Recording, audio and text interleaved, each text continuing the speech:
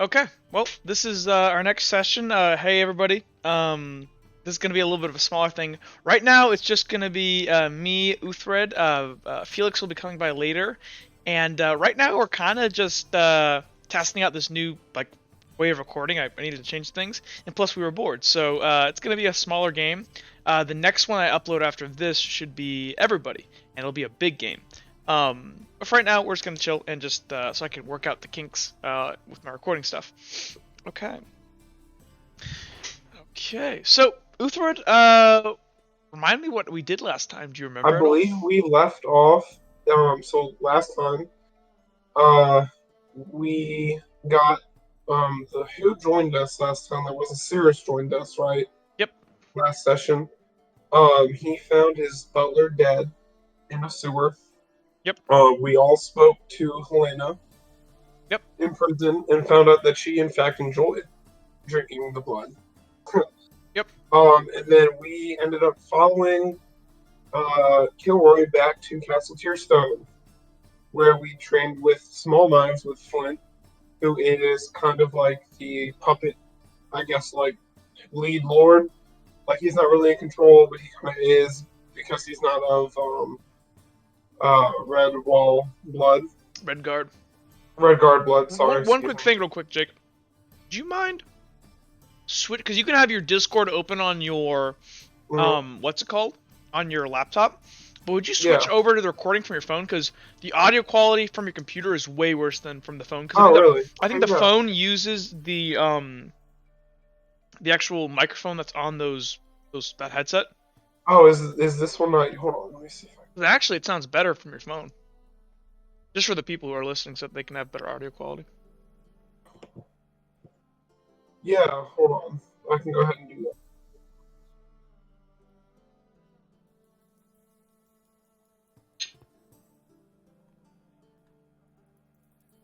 We get some stuff set up behind the scenes. Also, people. Hello, I'm back. There you go. Yeah, it sounds way better.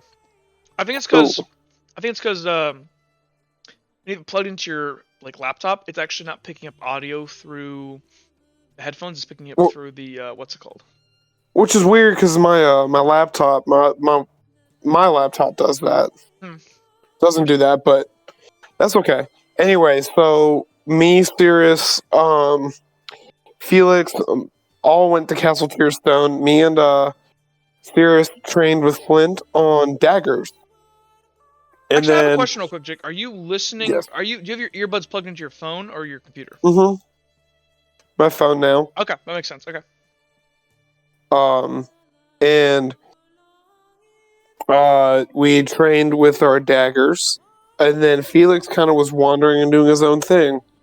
And I believe Felix didn't really do much. He kind of tried to swindle the librarian and realized that yeah, so I'm blind and can't copy, and kind of got found out. Yep. And I believe that is all we did last session. Yeah, it was pretty sure. It was a pretty uneventful game. Anyway, so yeah, Uthred, we're not gonna deal with anybody else right now. I believe when we last left off, you have just finished sparring with I believe Flint is what you just ended up doing.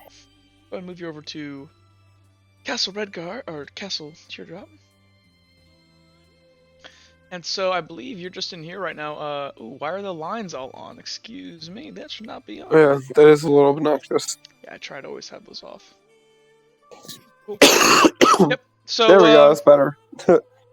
So you find yourself in a room. You guys have just kind of gotten all sweaty and been training for about 3 hours with daggers, and it's currently about I'd say about 11 o'clock, 12 o'clock. Mm-hmm.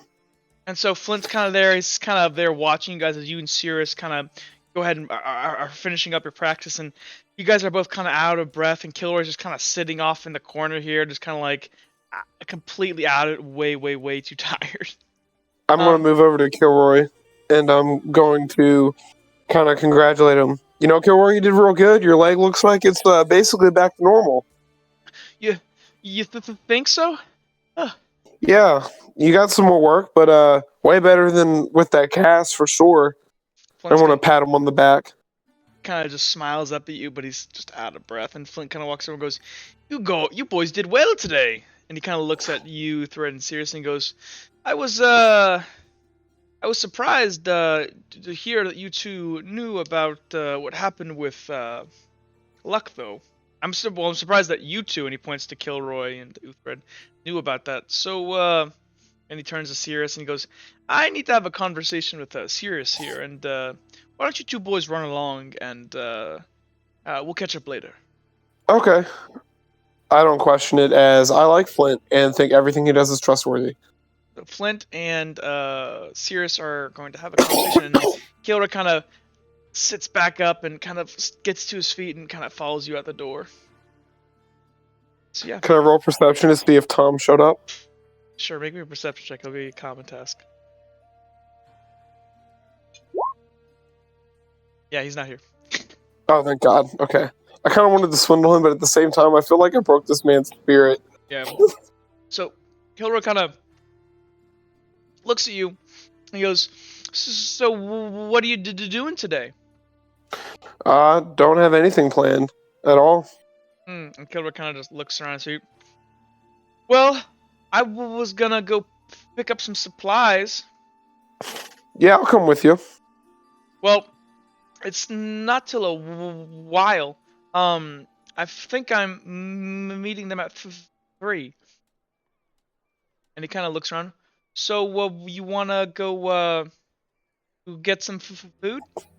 Sure. And so that sounds nice. Kilroy kind of picks himself up and goes, "Oh," and he kind of wanders outside and he's looking for his dog. Kilroy goes out there just sitting, sleeping, and Kilroy kind of ruffles him up to wake him up. And if you would like, you guys can depart Castle Teardrop. Yes, we shall. I'm sorry, it's not Castle Teardrop, it's Castle Tearstone. Tearstone. You know what it is? Can't even get your own. I think I accidentally, yeah, I did. I accidentally, on yeah, I'll show you, but on the Roll20 thing, it says Teardrop, which should be Tearstone. Anyways, yeah, let me move you guys out to the map page. Or just you, Jake. Yes, I'm finally the mascot. You are actually the mascot now. It was just anti-mudblood propaganda for me to not roll good. Yeah. Roll20 is not with me. No. When I'm rolling certain things. So yeah, you guys make your way out into the kind of cool autumn breeze. It's getting kind of a shift. It's getting kind of really cold actually. Shifting from kind of this kind of autumn feel to more of a kind of winter-esque vibe as the temperature continually drops. I'm kind of shivering as I'm like, man, I kind of need to get me a new coat. So, Kilroy, who still has what's his name's jacket? Nox's. No, not Nox's. Sirius's cloak. Oh, Sirius, yeah. He goes ahead and he goes, you know, Uther, you should buy some clothes. Yeah. Those aren't very nice. You look a little too big for them. Yeah, I've had these clothes for a while. Kilroy kind of looks around and goes, well, Guildsport is really nice, and they're pretty affordable too. We could go over there, and you could say hi to Ash. Oh, who? You mean Asher? Asher, yeah. Kind of nods his head and goes, sure. And so Kilroy kind of points, I'm trying to remember, but I wonder if the guy that I like is open. We might have to go to Beach Bazaar if they're not. Okay. And so yeah, Kilroy kind of, if you want to follow him, he's going to try to lead you. I'll follow him. So you guys make your way through Serrana Square, and as you guys do, you see that the kind of group of people that was around Garrison Ward that were kind of rioting around Helena, they're no longer there. And there's a couple like people out front with like signs with like stuff written in like red paint, like bloodsucker, or like peace, and like or justice. But most of them are kind of like slumped up and like they've kind of just gotten tired of their little protest. And so yeah, you guys make your way over to Guildsport. Can you go ahead and make me a perception check? Yes.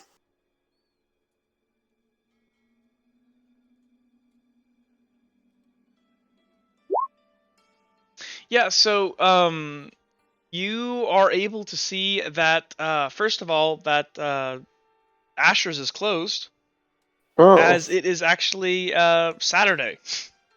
It is the weekend. that's not very good business. And I'm gonna have to come up with better names than Saturday for the days of the week, but for right now, it's the Saturday equivalent.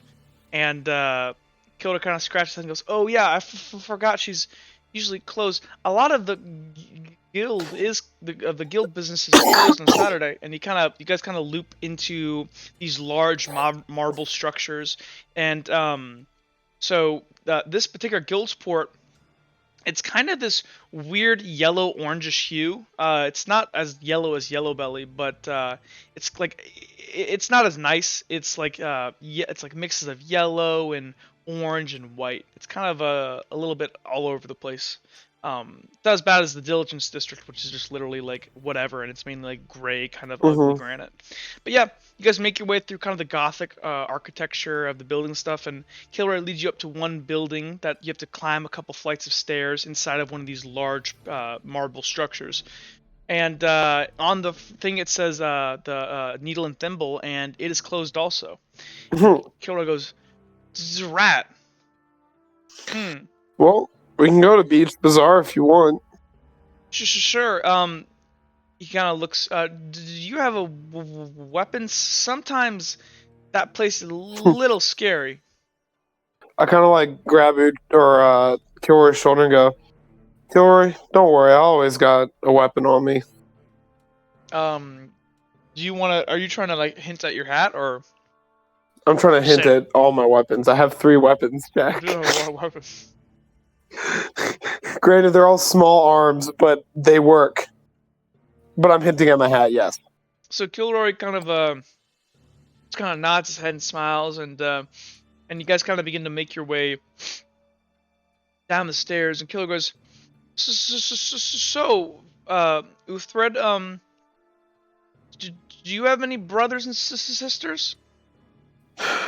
Well, I count my close friends at the orphanage as my brothers and sisters, but no, I don't have any blood relatives.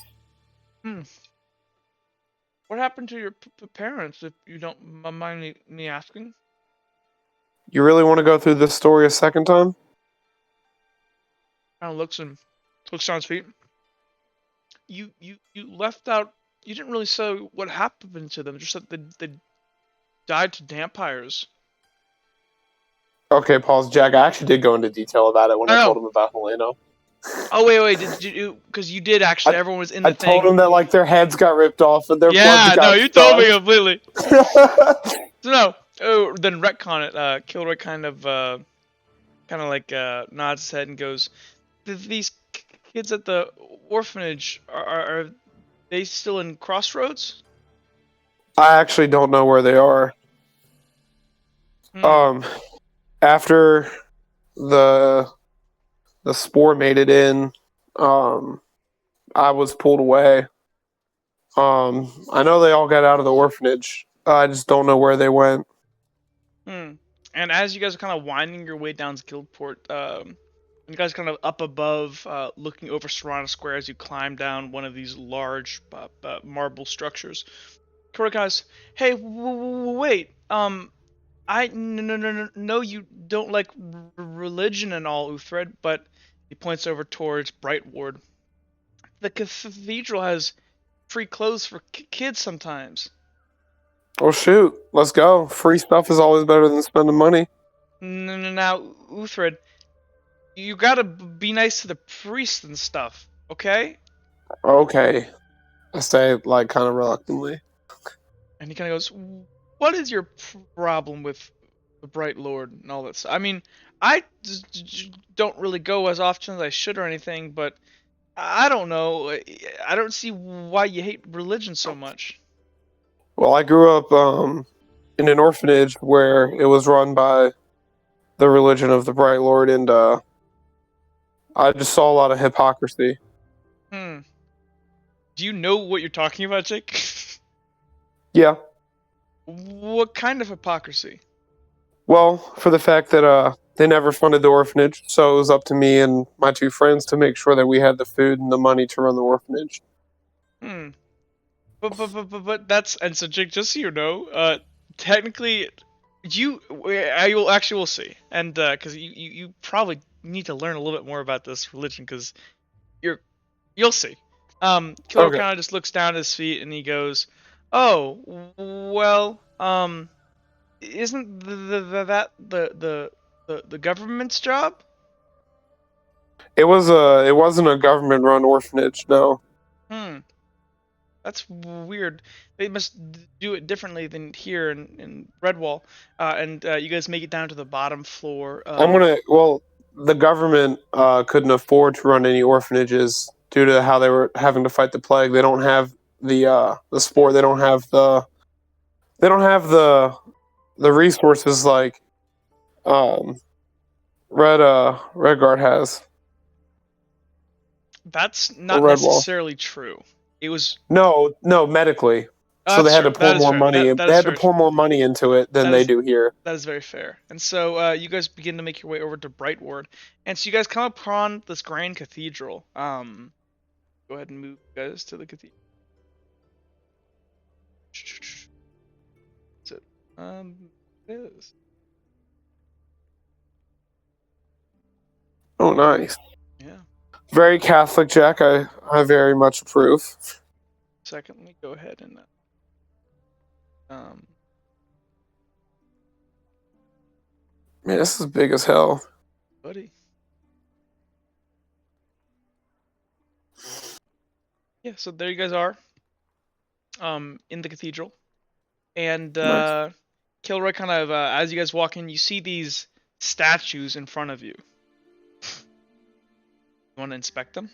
Yes, I shall inspect the statues. Okay, so the statue that's right in front of you reads the Bright Lord, and it depicts this kind of mostly nude, except like a tasteful bit of like flapping like garb on his junk, but he's like ripped and jacked. It's kind of like one of those old kind of Roman It's like Greek statues, Roman. and Yeah. these magnificent this body of the Bright Lord is just dwarfed by these magnificent angelic wings, and in its hand the Bright Lord is holding what seems to be some kind of like spear sword. It's a sword on a like end of a spear, it looks like almost, and he's like raising it up in the air towards the sky and like looking up on an upward trajectory.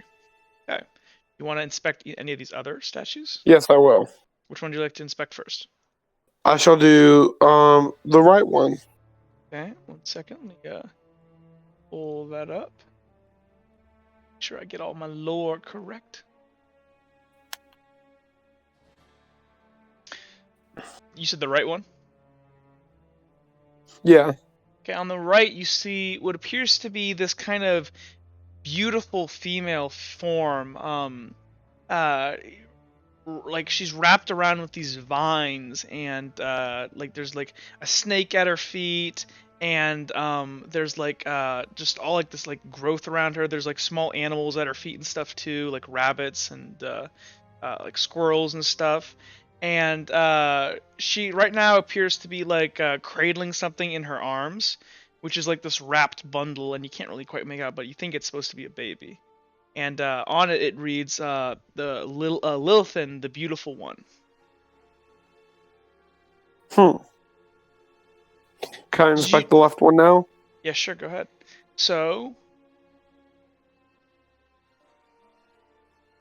on the left, you see what appears to be.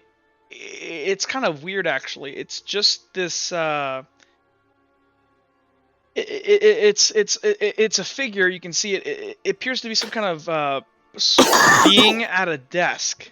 At Hmm. like this weird ornate desk that's kind of like growing out of the ground, and this being has its back turned to you, and this large feathered quill, is pluming out, and it's turned down. It's hobbled over this desk, and it appears to be writing something. And you can't really see its face, and as you kind of adjust around, see its face is just blank, like this part of the sculpture just wasn't made at all.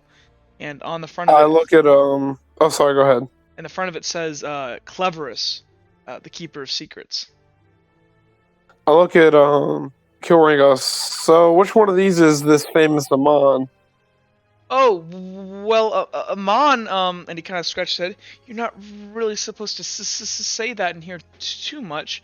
Um, think that they don't really have his statue. Hmm. Most of the older places have taken them down. No. Why?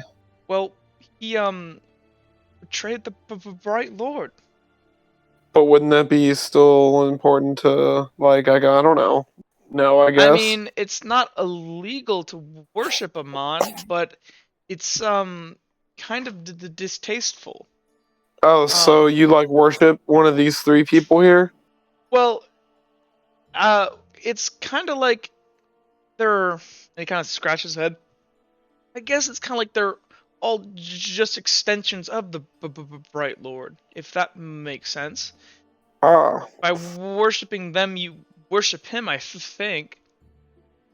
Then I'm gonna turn and go, see, look, this is why it doesn't make sense. How can one person be four people or three people now? It's so Well, I confusing. think it's actually six. Six? Well, five if you don't count Amon. Wow. You Crazy. well, so and he pulls out his hand and he counts. If I remember, it's you got the Bright Lord, and then you got Lilith, and he points to his right, and then you have Cleverus, and he points to his left, and then um there's the Leviathan, and he counts four, and then what's the one? It's Azrael, but that one's also kind of creepy. And Kind of then what the sixth is Amon. Okay. um, So since we're what still in the stairway, I guess Uhtred hasn't really seen the main part, so he's not as dazed yet by the Nope. beauty. Nope. Days by the Beauty.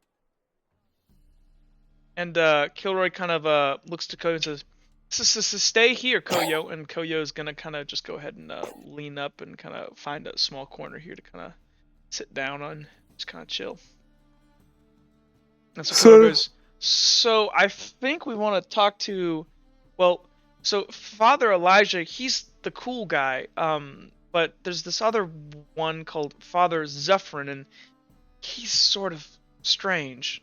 Um, so then we probably want to talk to Elijah then. I would much rather. I don't know. Well, I'll let you lead the way. And Kilroy kind of looks around the corner here and kind of looks around for this guy, and he goes, "Come on!" And he kind of gonna walk in. And so as you enter this building, so the map doesn't do a great representation of what it actually looks like. Most of the entire inside of this cathedral is just stark white. It's almost blinding how clean and perfect it looks. It looks kind of crazy. The only things that aren't really bright white are like these wooden benches and stuff in the middle and stuff, but it's kind of stark, and the ceiling, right? It's like one of those perched ceilings like they have in many cathedrals. And up above are like these epic paintings on the ceiling of these like battles between things. And if you want to make me a perception check, you can kind of try to Sure. look at what it is. Oh. So I should have told you the number. It's 2. But you kind of look Damn. up and you kind of see these figures battling, and you can see what appears to be a couple of the things that Kilroy's mentioned, like Lilithan and Leviathan, other things, but you can't really quite make it out. You kind of squint, try to get a better look. You hear, "Hey!" As this, you see this kid over here, kind of in these white robes, and he kind of looks and goes, "What are you guys doing in here?" I'm Oh, gonna. Kilroy kind of looks. You to go out. I'm gonna let Kilroy go because I'm kind of just like taken aback by everything. Kilroy goes, "We're here for the clothes for kids. My friend, he needs a change. He's kind of getting cold with the weather." And this this kid appears to be about your guys' age. Kind of looks you guys up and down, and he goes, "Oh, okay. Let me go get the father." And he's gonna go ahead and turn around and kind of begin to walk off. And as you kind of lose sight of him, out of this kind of side entrance that, or actually, I'm sorry, right behind him as he kind of walks off, you see this girl sitting there, and she looks very, very, very similar to this guy who just ran off, almost like they're twins. And she kind of looks at you guys and goes, "So you've never seen the inside of a cathedral before?" As she kind of approaches and walks up to you, Uthard, because you're kind of like taken Nope. aback and staring. Never even been inside a church. What do you think of the painting? And she points up to the wall. Ceiling. Well, looks like a battle of some kind. Well, it's easier if you read it from this way. She points up to this part of the ceiling here, and then you So I'm gonna walk move towards so I over can get a here. better angle. So she kind of points it out to you, and she goes, "See there, right there." And this first kind of mural, kind of leaning like of the inside of the cathedral. Like this would be the back edge of the cathedral. She goes, Oh, by the way, I still have my hat on because I don't know manners. yeah. Well, that's not necessarily an insult here. Oh, isn't okay. So you see this like what appears to be this kind of picture of like a globe, and for a second there you realize it's depicting Terra, the Earth, and it looks to be all like black and brown, and like where there should be water and stuff, it looks kind of like almost like there's like cracks in the world, and there's kind of like red lines running through it.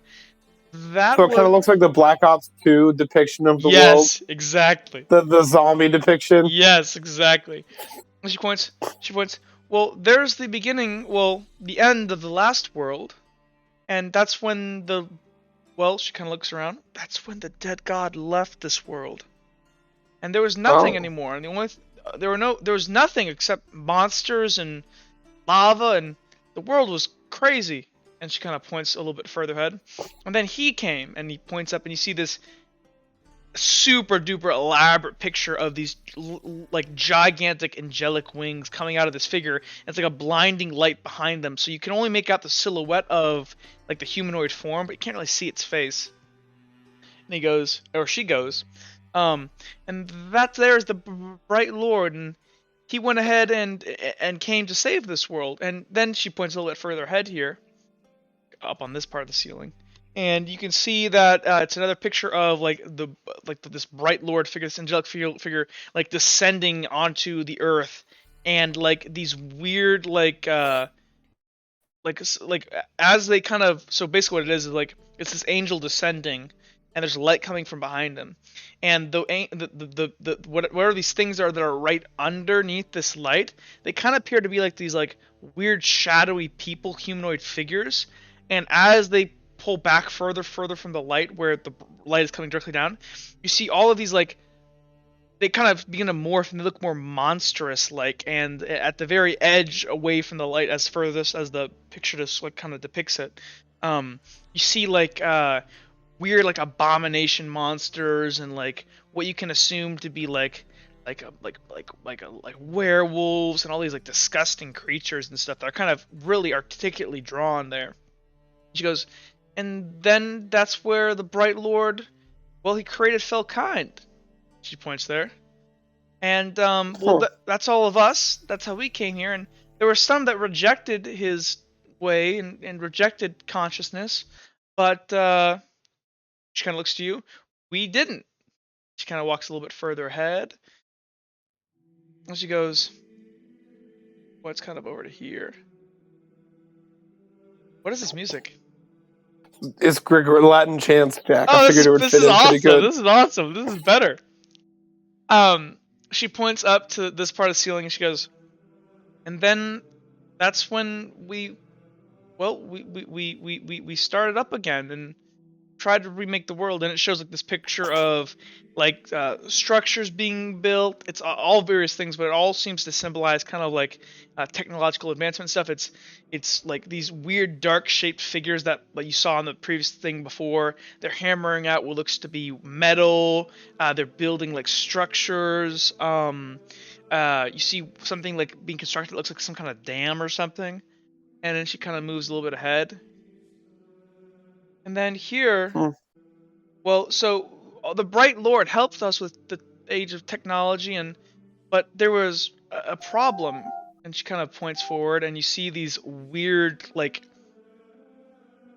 creatures, and they look kind of similar to the monsters that you saw before, um, but they seem to be like kind of different, and they all have glowing red eyes, and those are the demons. She points, and well, for thousands of years they attacked, and you can see like this is the epic depiction of like all of these like large monstrous demons like just chewing and grabbing up all these small like shadowy figures and like devouring them, and like they're hanging out of their mouth, and like their bodies are limp on the ground everywhere.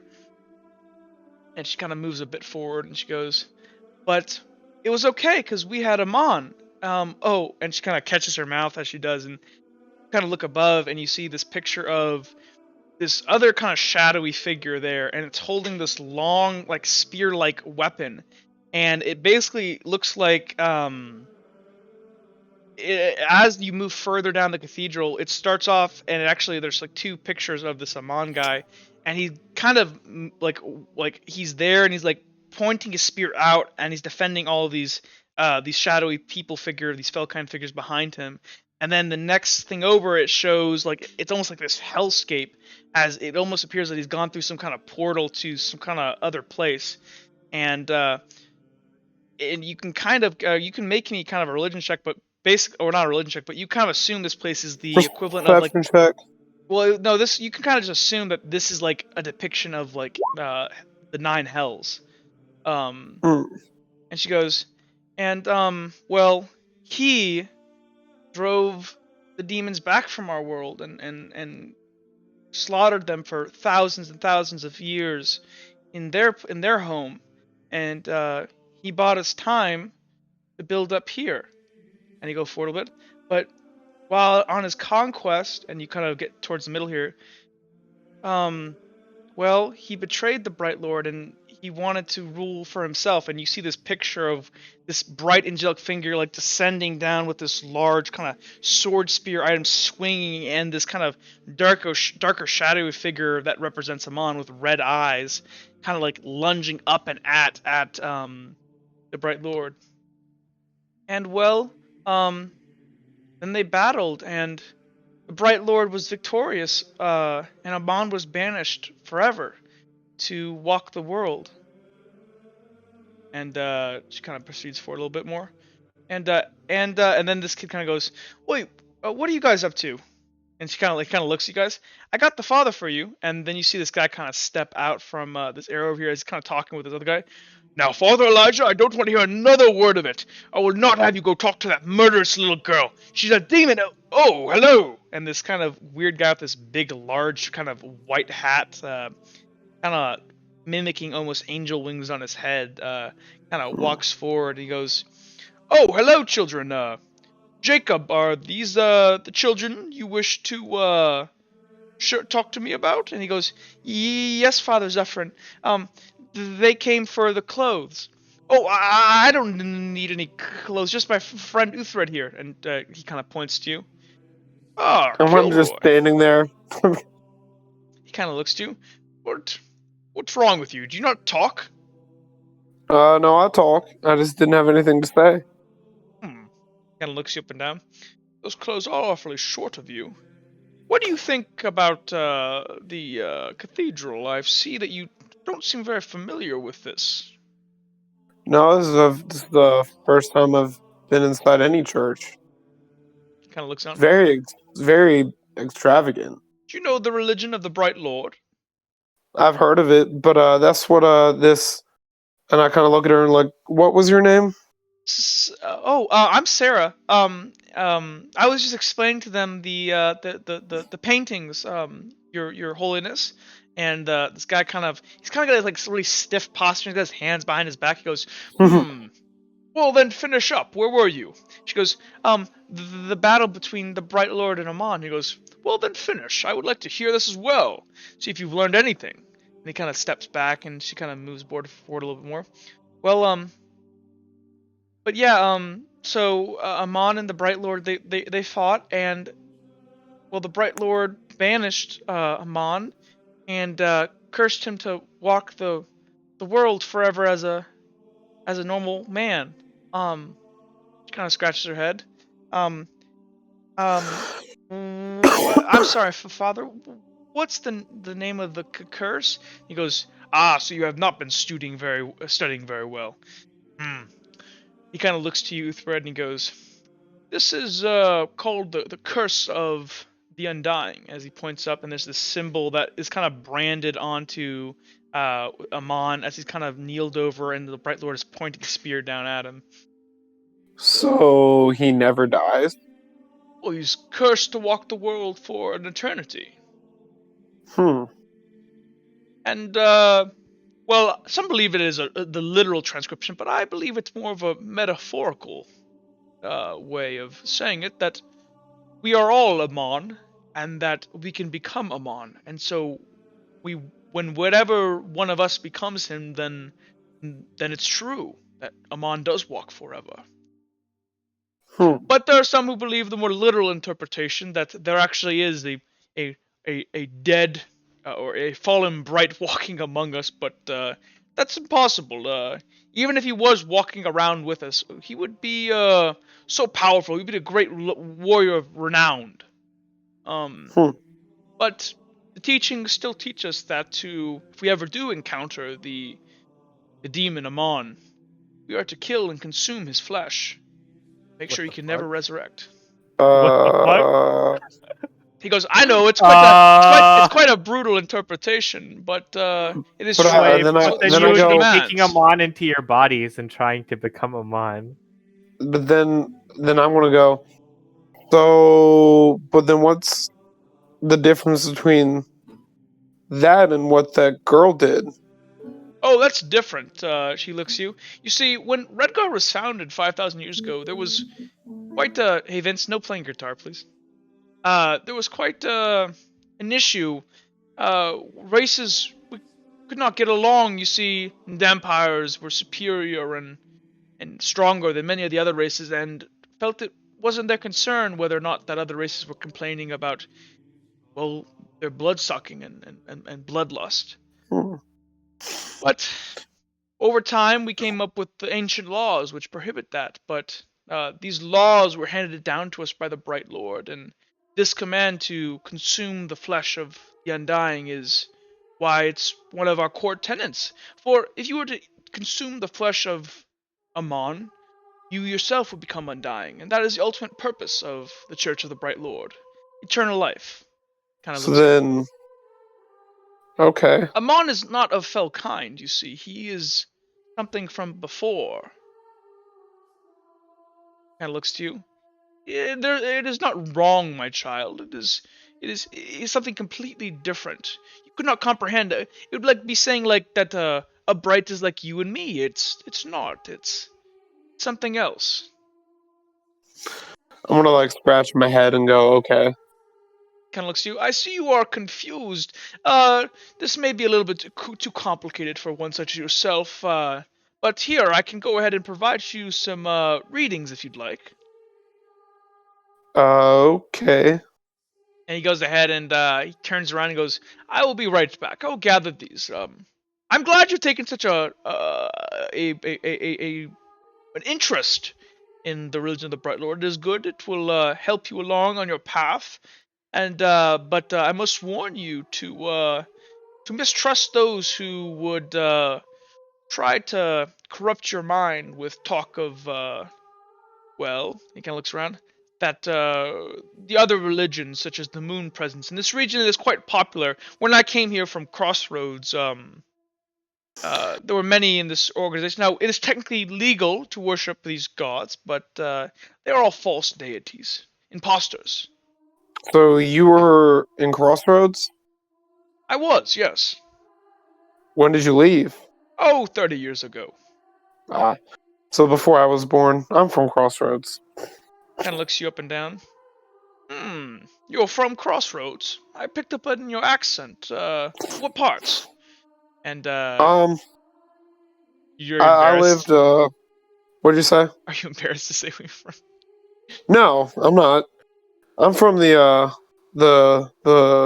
working part of it, the mostly mudblood part of Crossroads. The lower Yes, district. very Well- lower district. Well, yeah, he kind of looks around. I've never had a problem with any of your kind, so I'm quite sorry for the unfortunate circumstances that they've come to. But you must remember that, well, the Imperial Empire of Angeland is they have many busy things, and with the Spore, they've been very busy. I will gather those readings for you. Sarah, Jacob, please attend to these two. I will be right back. And he kind of Damn, I was going to name drop my orphanage to see if you knew Are about you it. are you recording this one? yeah, I'm recording this one. Oof. Okay. Vince, do you want to say that? Do you want to join this? We're going to say he Not, tagged along. not here. I'm Okay. going to the college. Because this is probably gonna take a while. Oh, yeah, true. This is fine. I can play something else. Well, wait for us to get to the college because I'm not gonna let anyone else stop me from going to the college anymore. Okay. I'm Out gonna of look game at or Sarah. in game. Or you can go Can I after. Can I tell what race Sarah is, or at least if she's a mudblood? Which guy? Sarah. Yeah, sure. Well, I mean, I should be able to pick up on whether she's a mudblood or not by looking at her. She's not a. She doesn't appear to be a mudblood. Her eyes have this kind of weird glint, kind of like her brother's, or who you can assume is her brother because they look like twins. Is it like Spirus's glint? No, it's something you haven't really seen before. It's almost like it's kind of yellow tint to their eyes. So is it like my glint? No. Your eyes are glossy. No, they're not. blind. They actually look normal. Really? Yeah. I figured, or else we would have been able to pick up you were blind right away. Yeah. Just They kinda are look normal. Don't look at things. Sarah, gonna, what are you doing? go ahead. I was just gonna look at Sarah and ask why. So what brought you to study here? Not really knowing what to say. Oh, me and my brother, well, we have always worked here for a while. We've been under the tutelage of, well, of the father for a long time since we were little kids. Our parents, well, we're both of noble birth, and our parents encouraged us to come here and seek the word of the Bright Lord. So you're not from Redwall? Oh no, we are.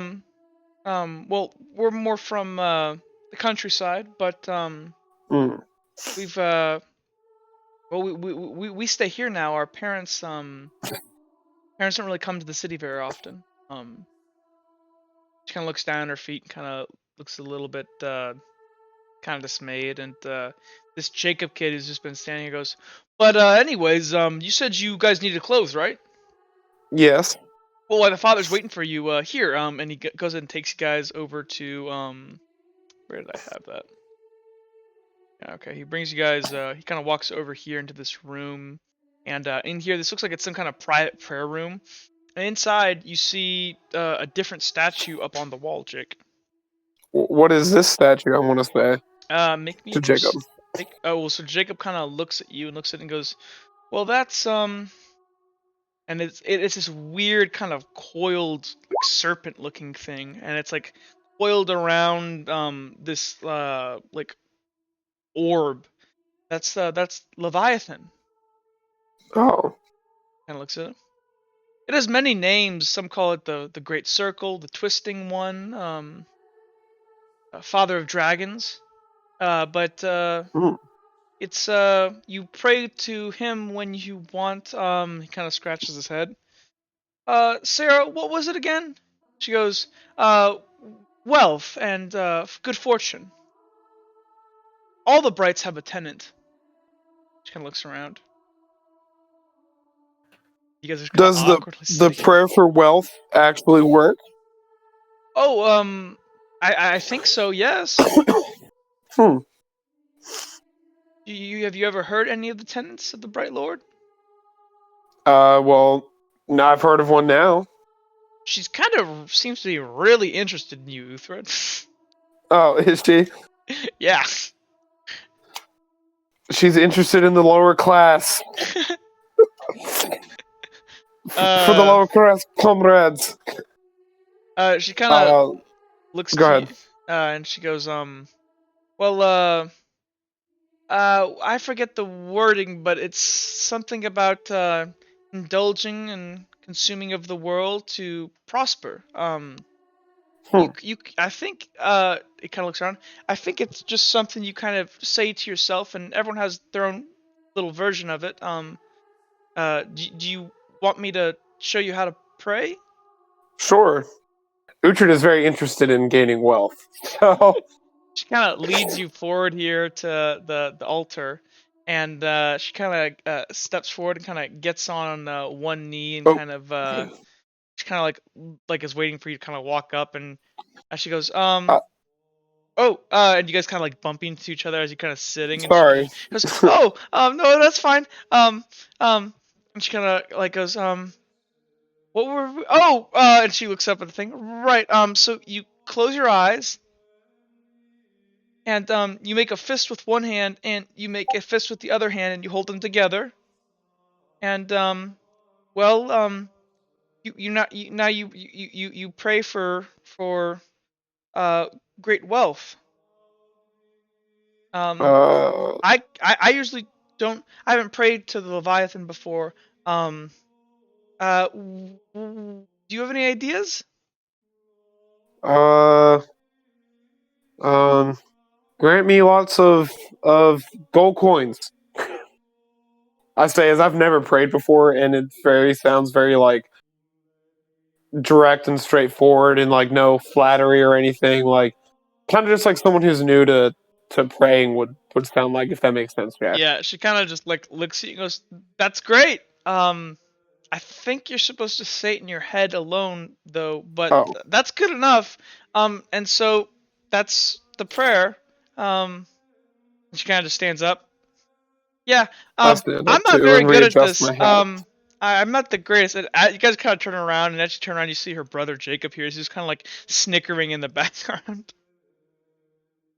And I'm gonna kind of look at him and be like, Oh, "What's don't so funny?" bother him. He thinks it's stupid. He kind of looks at you and he goes, I don't know. It's funny to see you guys who just don't know how to do any of the praying or anything. You guys just kind of, I don't know.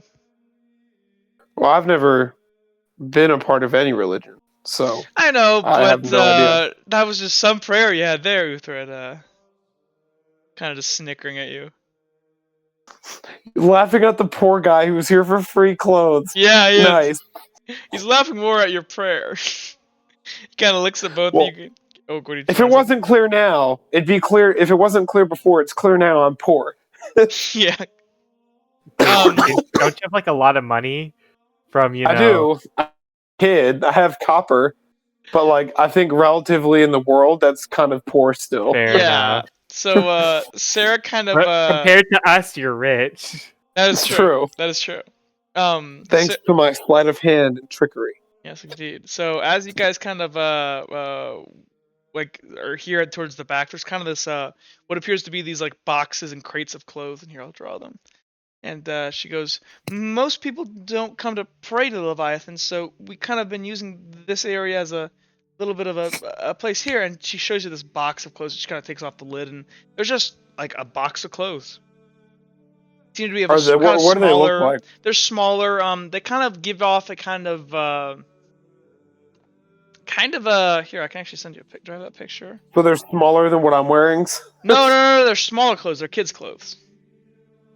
Oh, I thought you meant They're like not they were full-grown smaller than what I'm wearing. adults. I'm like, so I'm trading in my. I mean, my, you are 14.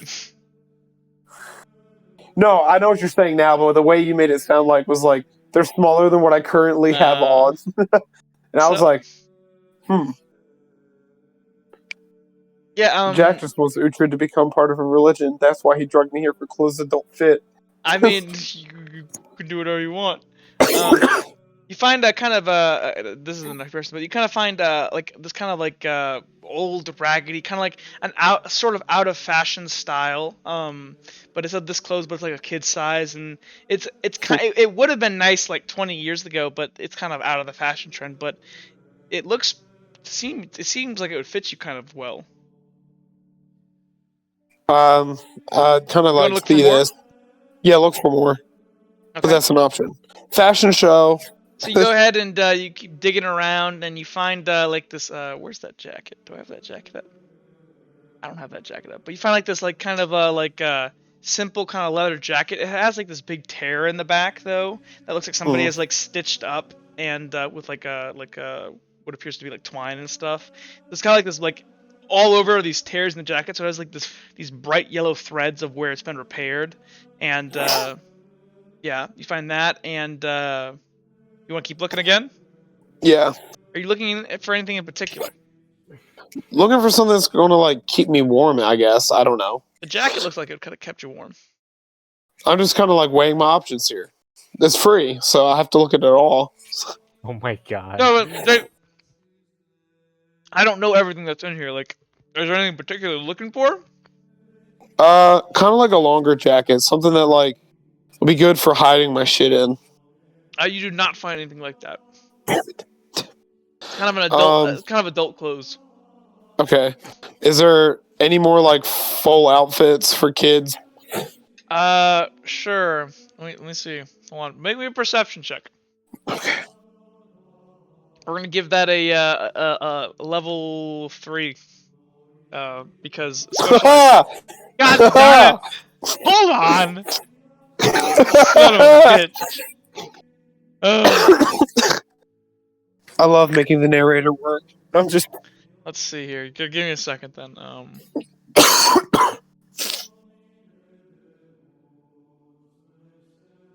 Also, for the YouTube audience, I do not have COVID.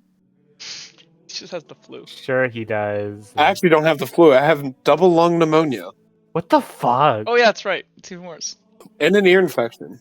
Woo! What the hell? You're like almost as bad as like Evan right now. Well, You don't know. it's from all those. I haven't been getting good sleep. Oh, you don't And know. then But stress. yeah. And I also work in a Suboxone clinic, so I deal with a lot of people who are bringing in illnesses. I'm trying here, Jake. It's okay, Jack. I'm looking Yeah. for something that's like not 20 years out of fashion. Something that would look semi-nice. I mean, you're asking a lot here. Actually, here. This is fair. If this is something funny, I might have to do it. You find. Oh, dear. What the heck? Oh, 1 second. Do I find a dress? No, don't tell me I found a dress. You don't find a dress. Give him like a suit or something, so then like the guy who's Yes! supposed to be like That's exactly what I'm looking for. It would complete my whole ensemble, Jack. Well, you might have to As pay you for know. that. You might have to pay for that, son. Pay the church? No, pay actual people. You're asking for hand-me-downs. I know. Gosh, But hey, damn. man, you're the one who goodwilled the $300 hat here, Jack. Okay, be quiet. I goodwilled a $300 hat? Your little cowboy hat, dog. What do you mean? You said it was worth like $250 or some bullshit. Oh, that is true. That's true. But this isn't really Goodwill. Oh, why won't this I mean, it's download? Goodwill back in the medieval times. This download, gosh darn it. Oh, it's because it's... Oh, I see. Okay, hold on. I figured it out. Sorry. Sorry, audience. Gosh dang it, that's still not working. What the heck? I just want to show you this picture. You can just drop it in Discord. Oh, here.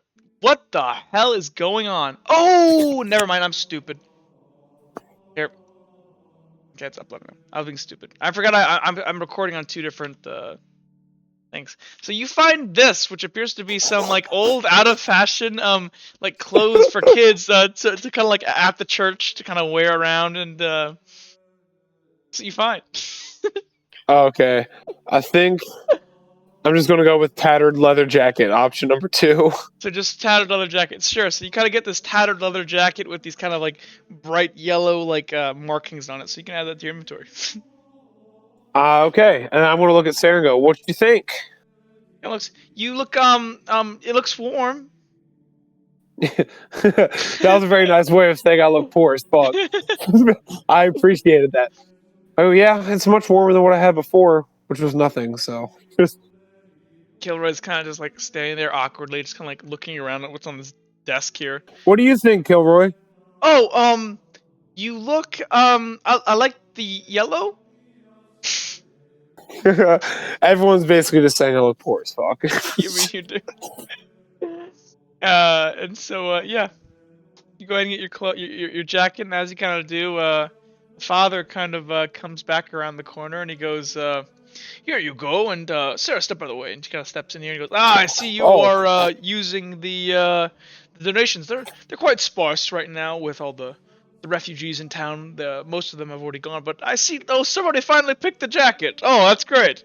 I'm kind of like looking at the jacket and like second guessing my decision at this point because like this obviously has been passed up a million times. Yeah. And he kind of looks at you and he goes, here, and he gives you like a small pamphlet. Oh, thank Teachings you. from the Bright Lord that you can read at home. So you were from. So how long did you? Were you a father in Crossroads? Oh, I was not a father then. I was Oh. but a simple acolyte. Oh well. Do you know of the?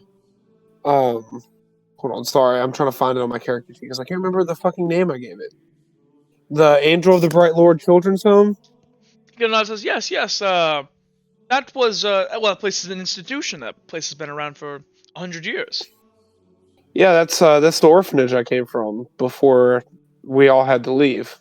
Ah, well, I do quite miss Crossroads. Sometimes I miss the Irish Sea, just gazing at those magnificent storms. But oh well, it's not so bad here. He looks around. So I expect to see you here on when we actually have a service, correct? When are your services? Oh, we have them most weekdays around five or so. Oh, okay. The day is for, you see, the day is when light is all out and around, and everyone should experience it then. But at night, when there is no light, we make our light here. And he kind of points, and by the way, there are all these like luminescent kind of stones on the ground and everywhere, like up on the walls and stuff. Huh. Well, anyways, I kind of go like, yeah, it sounds great. well, I'll see you then. Then it's great to have another member of the congregation. Is there anything else you all need? Kilroy, is there something Gosh, you needed? dang it! This guy kind of comes around the corner. Oh, hello. Kind of looks at you guys all. If he says Ah, something about my jacket, my god. kind of just looks you up and down and goes, I see we have participants in the clothing drive. That's a very sharp jacket, young man. I look at him like he's the only one that like has common sense. Go, thank you. He kind of looks at you, goes, yes, yes. Father Zephyrin, about that problem I was talking to you about, and the father goes, oh, I told you, Elijah. Oh, that's Elijah that Helena talked to. Okay. I told you, Elijah, that if you can't deal with it, then go hire someone to deal with it. And he kind of looks around and goes, yes, I know, but it's quite embarrassing. And I kind of like lean into the father like, well, you're trying to hire someone? kind of looks around and goes, yes, we have a little bit of a problem in the crypt. Something that needs to be kind of kept under wraps, so to speak. Well, I'm good at keeping secrets. Well, make me a persuasion check. That'll be a level 2, so that'll be an uncommon. I need to check my character sheet. I think I got something in persuasion. Yes, I do. So I'm rolling an extra. Nice. Glad I checked that instead of just rolling my normal base 3 roll. Yeah, buddy. Nice. So, kind of looks you up and down and goes, well, we have a little bit of a rat problem in the crypt. Yeah, I'm used to dealing with rats. And Shouldn't be a problem. I just can't stand the things. They're so disgusting. Their tails and it's just disease-ridden creatures. But I can't really get any of the acolytes or anyone else to do it since it technically is my job. Father Zephyr. I'll do it for you, Father. He kind of looks over to the Father Zephyr and goes, would it at all be possible to compensate these young individuals for services rendered to the church? And that kind of Father Zephyr looks like, any act done here is out of appreciation and gratitude towards the Bright Lord. And he doesn't seem to be joking about this or like trying to weasel out of paying. He just believes this. Oh, he goes, of course. Well then, in that case, boys, follow me. And he kind of just shows you guys this way. He kind of like looks you up and down and kind of eyes like at you guys to come. And Killer kind of meagerly walks behind. Damn it! I was hoping to get some payment. And he kind of leaves. He kind of turns around. And he goes, I'm a little bit more practical than the father. What is it gonna take? I can pay you guys a couple copper. That seems about fair.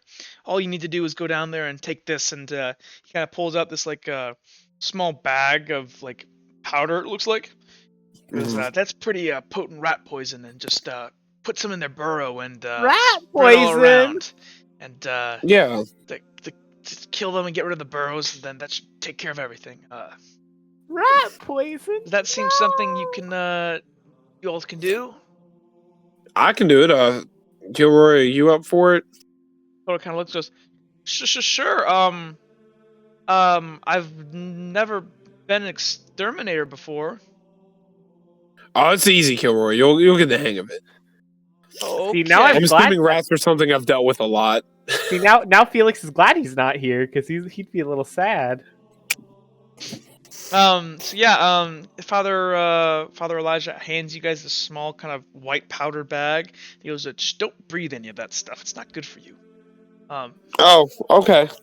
It's not cocaine. Noted. Kind of points over here to these stairs. So he goes, crypt is right down there, and here, and he takes this necklace off his head and hands you this key. And he goes, that'll unlock the crypt door, and just make sure you don't get locked inside.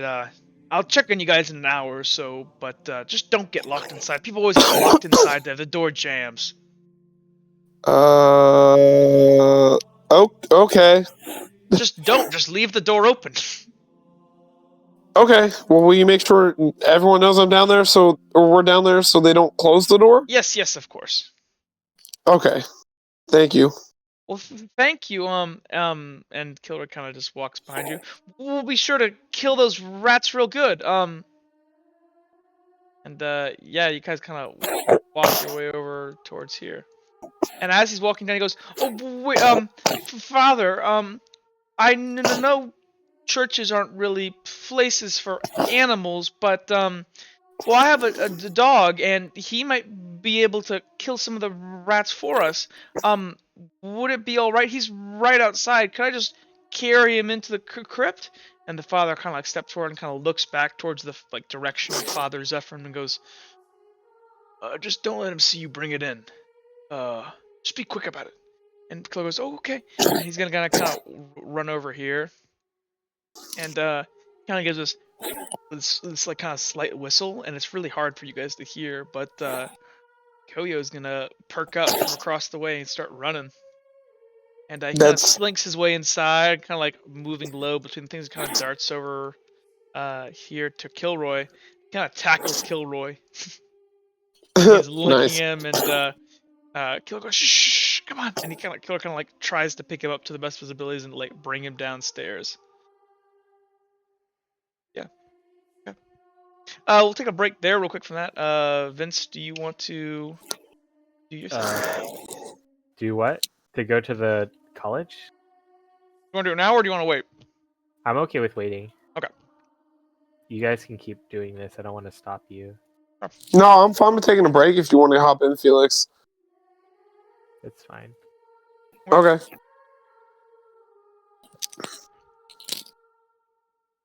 Just reveal So- some stuff here. Oh, okay. Where are we on the map? Because I'm still in the church. Yeah, I got you. 1 second. It's gonna be over here to the right. Oh, okay, cool. You guys down there.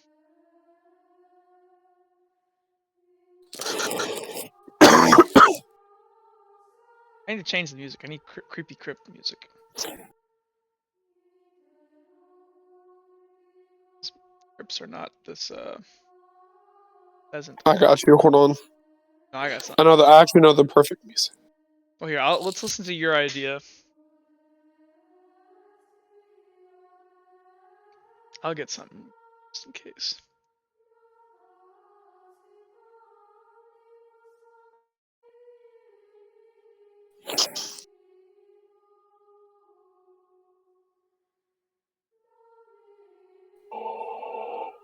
What is that? Exactly, Jack. I had to make sure it sounded good because I think this will be good. Let's hear it. This is some creepy religious music.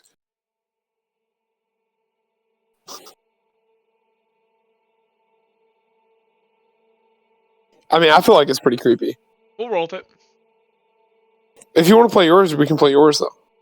We'll play this for a bit and then we'll switch to mine. Okay. So, you guys make your way downstairs and you come up upon this big kind of. Actually, let me draw the door here. Just kind of come upon this big stone door. You guys are on the side. Oh boy, is something gonna happen? So there's this big stone door, and yeah, it's just locked. I take it and I unlock it and go, so should we try to find something to prop the door open with? That's a pretty good idea. And Killer kind of looks around. What do you have? I mean, I got my backpack. Okay, that'll work. And Kilroy kind of just kind of gingerly steps inside, and Koyo is kind of just like nuzzling his way inside, and kind of like runs past once the doors are open. Goes, no, Koyo! And Koyo's gonna kind of like run inside and start sniffing around all over the place. I lay the backpack down, trying to prop the door open, hoping it doesn't close. Go ahead and draw your little backpack right here. Wrong button. Your backpack's inside the door there. So yeah, you guys kind of move in here, and yeah, you guys see this crypt, and make me a perception check, Jake. Okay, please. It needs to be a level 4 because it is dark and you guys cannot see. Actually, no, level 5. Oh, you don't shit. have any light. Well, can I grab my lantern? Sure, you can go grab your lantern. I want to grab my lantern out of the backpack and light it up with the matches that Kilroy gave me. Sure, now that becomes a, that's only a level 2 now. Uncommon task. Yeah, easy enough. So you go ahead and you kind of take in this crypt, and you see kind of Koyo kind of sniffing around, and Koyo starts to go to this left, and your eyes catch sight of this what looks to be some kind of like it's kind of refuse pile. It's like bones and pieces of cloth and pieces of twigs and other stuff that looks to be dragged across the floor into this little pile over there. And Koyo begins kind of sniff around it, and as he does, these rats kind of pop out and begin like scurrying around at you guys' feet. And Koyo begins kind of like chasing them around and barking at them, and trying to grab them. And Killer kind of steps forward and goes, "Oh, well, that's a rat nest." Well, I take the bag of poison and I put some on it. Okay. So yeah, you easy enough. You kind of go over there and you look at it, and this is just this like large kind of like bundle of like twigs and weird stuff, which is kind of odd where they got these twigs down here. And so yeah, you're able to kind of take out the bag and you kind of how do you do it? You just kind of shake it inside, or do you like grab some with your hands, or how much do you pour out? I'm going to shake it on, and I'm going to shake not all of it because I'm assuming there's more than one, but enough for it to like Coat it. Kill the rats good. Yeah. Okay. So yeah, that's easy enough. You're able to do that. Actually, I'm holding my breath while I do it too. Make me a sleight of hand check. A common task 1, just to see if like you mess up, because you are only doing this with one hand. Just out of curiosity, yeah, you're good. Yeah, you're easy enough. Easy enough. Barely. You're easy enough. You're able to shake out all of it, and you kind of rub it in there, kind of kick the bundle around a bit, and yeah, you think you did a good job. And at this point, Koyu has caught one of the rats in his mouth and is like shaking it out on the ground, like ripping it apart. And all the other cats, all the other what's it called, rats have appeared to scurried off. Koyu, fucking rat. No. Kilra kind of looks over to. You're literally traumatizing Felix. Wait, hold on. Just Good thing he's not here. time out. This would not traumatize Felix at all. Oh, really? Okay. Yeah, like vampires hate vampires. Like they're different things. Okay, just making sure. Yeah. Yeah, and Kilroy kind of stays close to you since you have the light, and he goes, well, there's one. Well, what about in Let's that go check room back there? And he kind of points this over here. this one. Yeah. I walk in. And yeah, you see kind of like this room. You see all these Coffin. all these coffins. Go ahead and make me a perception check. I'm not gonna tell you the level.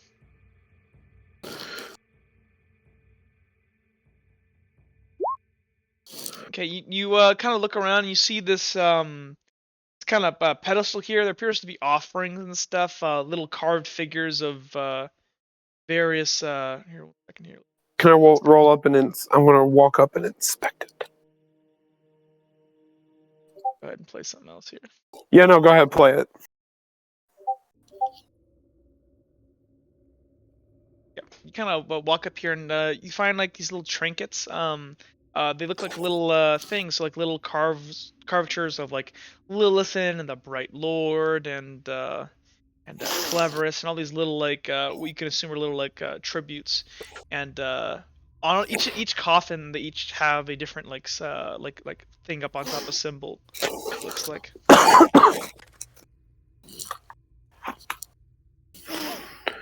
Okay. Do I see a rat's nest? You do not see a rat's nest in here.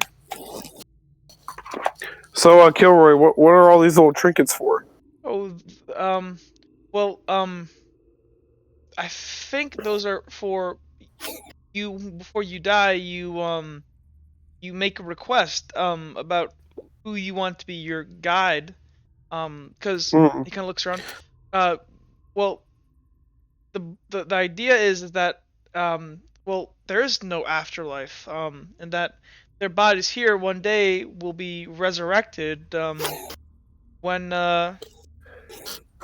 when immortality is discovered. Kind of scratches his head, which doesn't make I don't know how they make sense about that with people whose bodies get destroyed, but I guess that's not a good thing. Hold on, bleed from our bleed in from our D&D game. Rip Kane. Yeah. His burnt body. Yeah. Well, I don't see any rat's nest. Let's check the other room across the main part. Okay, and so yeah, you guys get to go ahead and you guys make your way. Roll another perception check.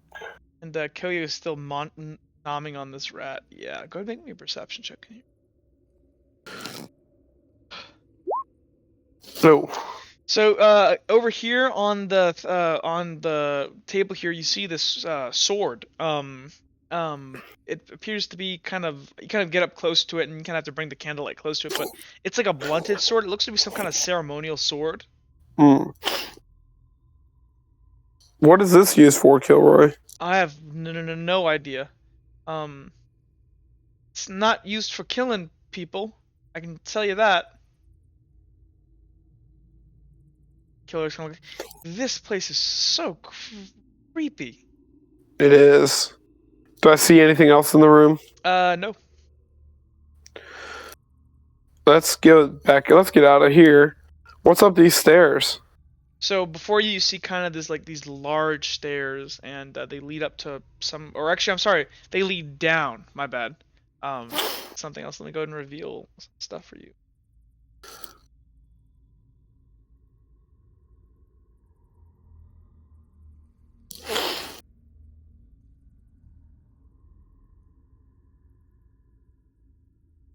Oh wait, hold on one second. So, okay, there we go. Nice. So yeah, there. So before you see this crypt down and more of the same, but this appears to be kind of nicer. And so the stacking of these let me there we go. The stacking of these like coffins down here There's like 3 or 4 like layers here. They kind of reach up kind of high, and this appears to be like a nicer area for burial. Can I roll a perception check? What are you trying to do? What are you trying to look for? Just look around, see if there's anything that I like that stands out. Okay, go ahead and make me a perception check. This will be a CL2. Oh man, I failed. You look around, and kind of the jitters to the moment kind of get to you, and you don't really see anything at the moment. Well, damn. Koyo begins kind of like sniffing around, and kind of sniffs, and he's like trailing around this thing, and then he begins kind of double back over here, and as he does, you kind of get upon this what appears to be very similar to the what you saw before, the bundle before. I'm gonna do the same thing. So I'm assuming you want me to roll a sleight of make me a hand. sleight of hand check. Common task. Don't nat fail. Oh. Oops.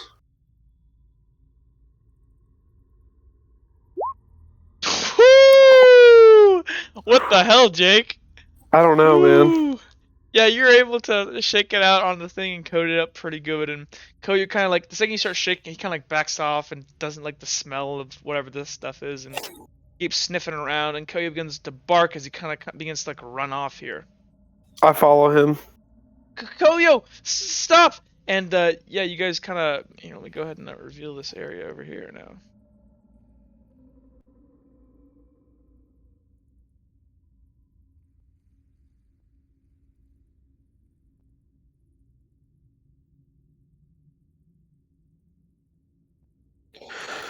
Do I see this rat's nest right away? Yep. It's pretty apparent as it is it's coming out of the wall, and apparently there's it looks like they somehow broke in through the wall here. Huh. And there's the thing, and Koya like ripping at this. There's apparently a rat inside that he's trying to get at. Koyo, get back. And he's not really letting go, and he's kind of just like ripping and like trying to dig his way into this little burrow here hole. Oh, Get back, Koyo. Koyo, get back! And Koyo just won't stop. He's really trying to get this rat. What do you want to do? Kilroy, you got any food or treats? No, and he kind of like searches around in his satchel stuff. No. Here, and Kilroy's gonna try to just drag Koyo off. His check.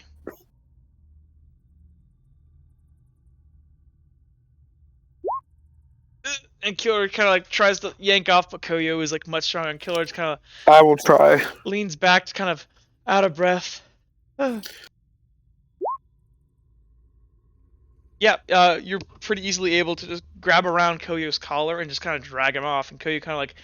And I hand him to Kilroy. Killer kind of Here, make sure he doesn't get near the nest. He puts 2 hands on the leash and just kind of holds it down.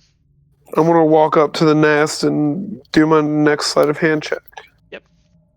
A comment. Actually, no. This will be a level 2. Oh, thank God you got level 2. This is a much bigger rat's nest, and you've kind of used a lot of your powder, and so you kind of have to use it sparingly. I need you to go ahead and make me a perception check.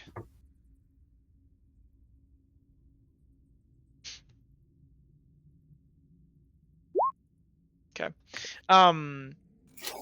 You go ahead and over here you see like some stuff over here on this table. What do I see?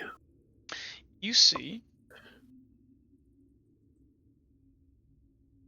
So anything good for thieving? So there's a coffin here, like a special one. It's kind of draped in white, but the kind of white drape that's over top of it looks like kind of ripped out by what you can assume to be the rats. Second.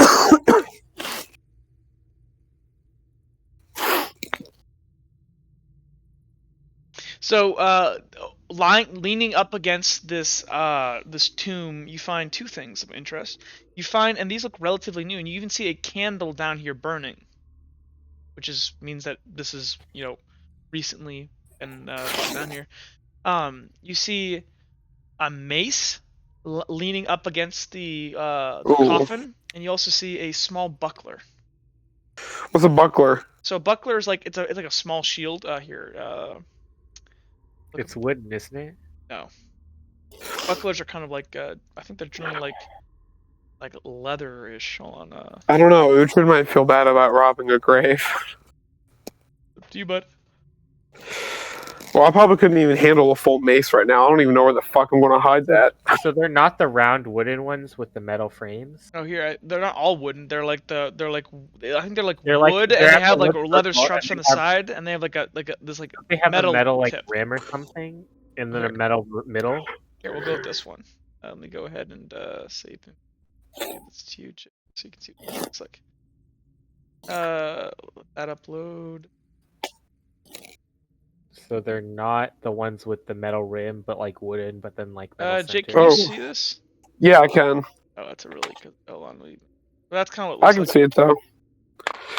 That's what that looks like, and then the mace sort of looks like. Wait, but that is wooden. What? I'm right.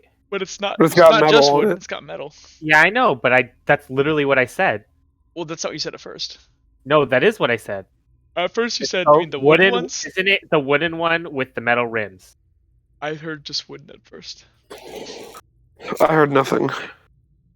Oh, and then there's also this.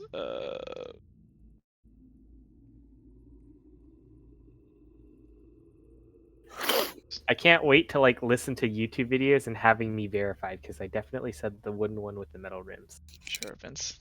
That's what the mace skin looks like. I really want that mace, but I also think Kilroy will be very mad at me for robbing a grave. Kilroy is like looking around here at this this like statue thing here and kind of just looking around and kind of taking you in, and he walks over to you and says, "Do you mind if I borrow your lantern for a second?"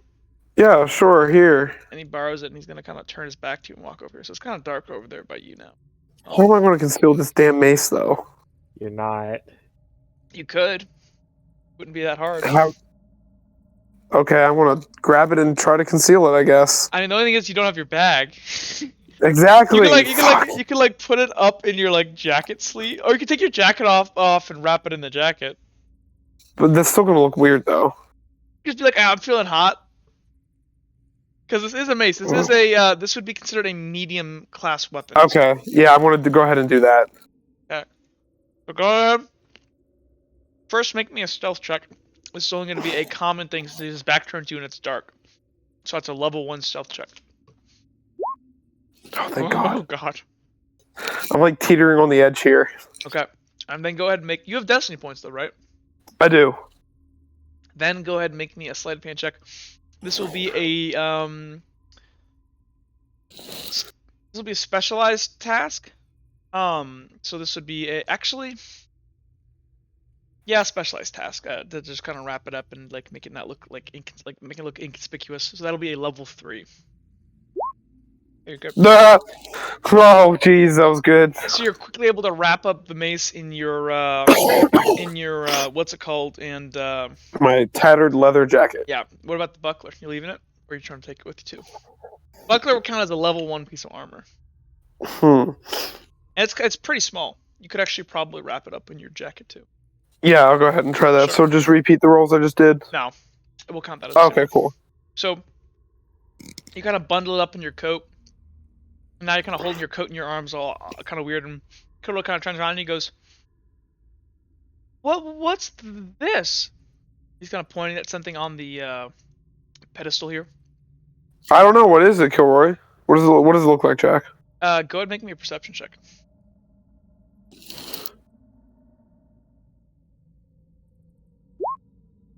Kind of in one of these small little like vials here, which appears to be kind of this red liquid, this blood. Up on top, kind of coasting in this little ball, like this little liquid, appears to be like this small little like mushroom thing. Looks like a mushroom. So it kind of scratches his head and goes, "Oh well, why'd you take your jacket off?" I'm just getting a little hot. It's a lot warmer than I thought. Oh, when Kilroy's kind of like rubbing his arms, just kind of chilling. And he goes, okay. Do I have to roll persuasion? You should roll me a deception check.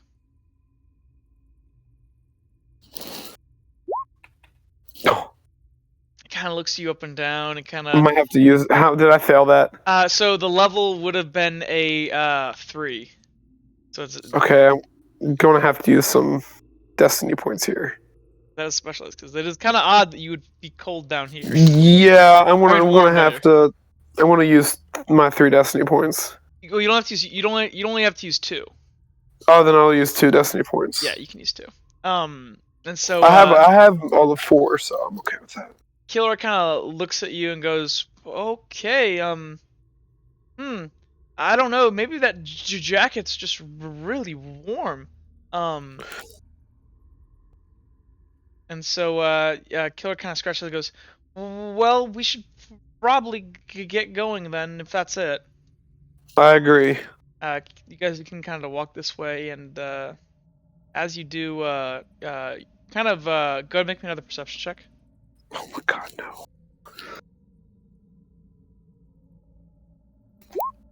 Oh god, you got it.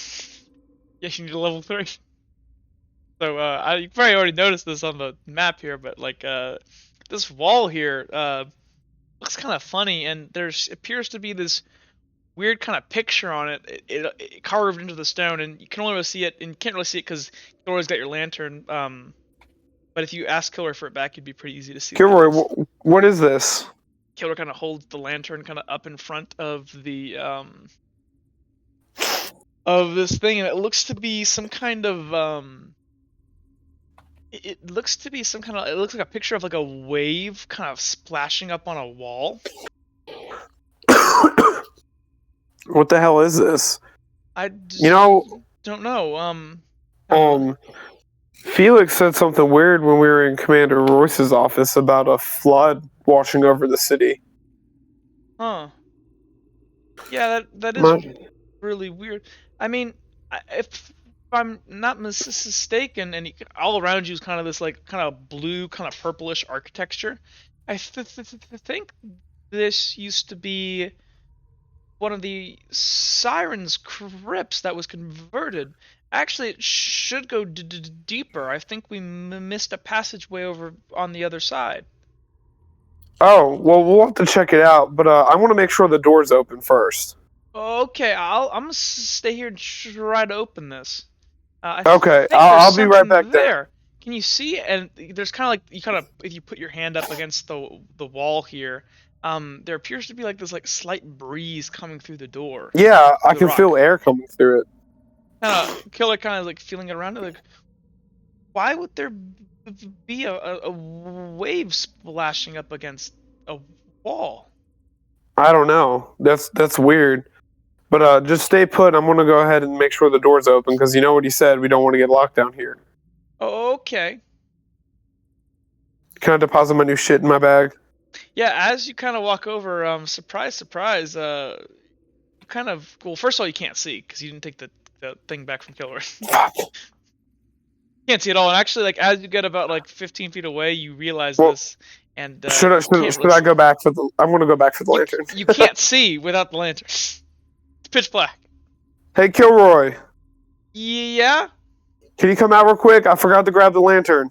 Oh, and Kilroy kind of walks over towards you with the lantern and Kyo, and he kind of goes, okay.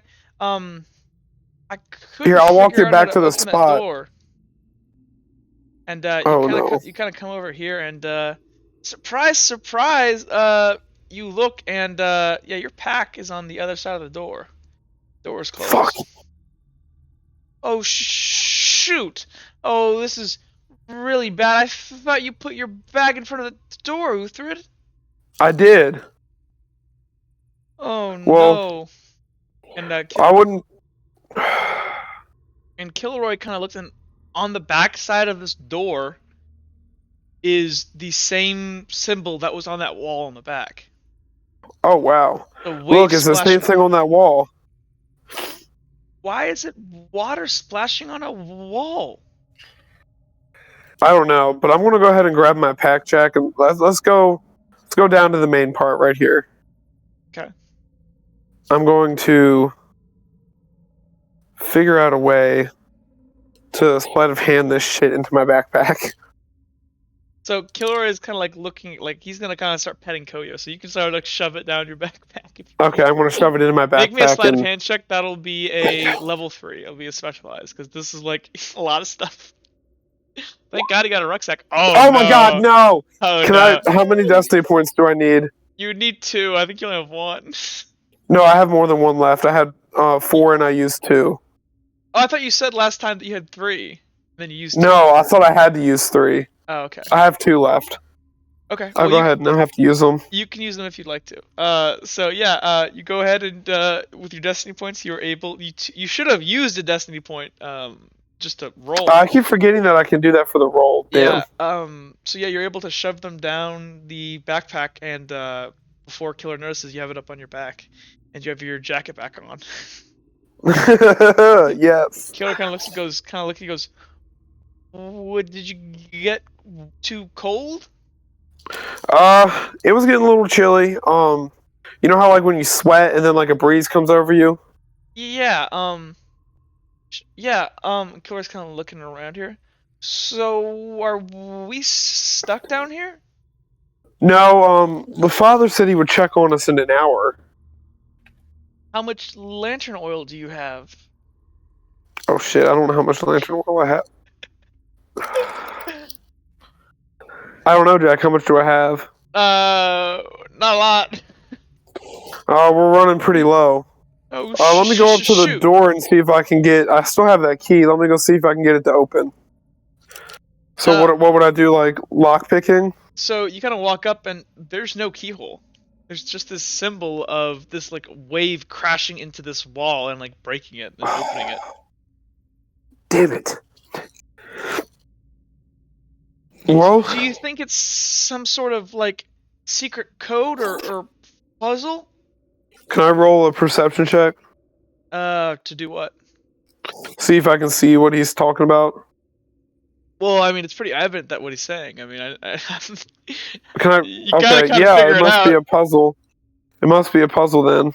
You think water opens the door? Maybe I don't have any water. He kind of searches I through. have my water skin. Oh, sure. I don't really know. That's kind of a stupid puzzle, but give it a shot.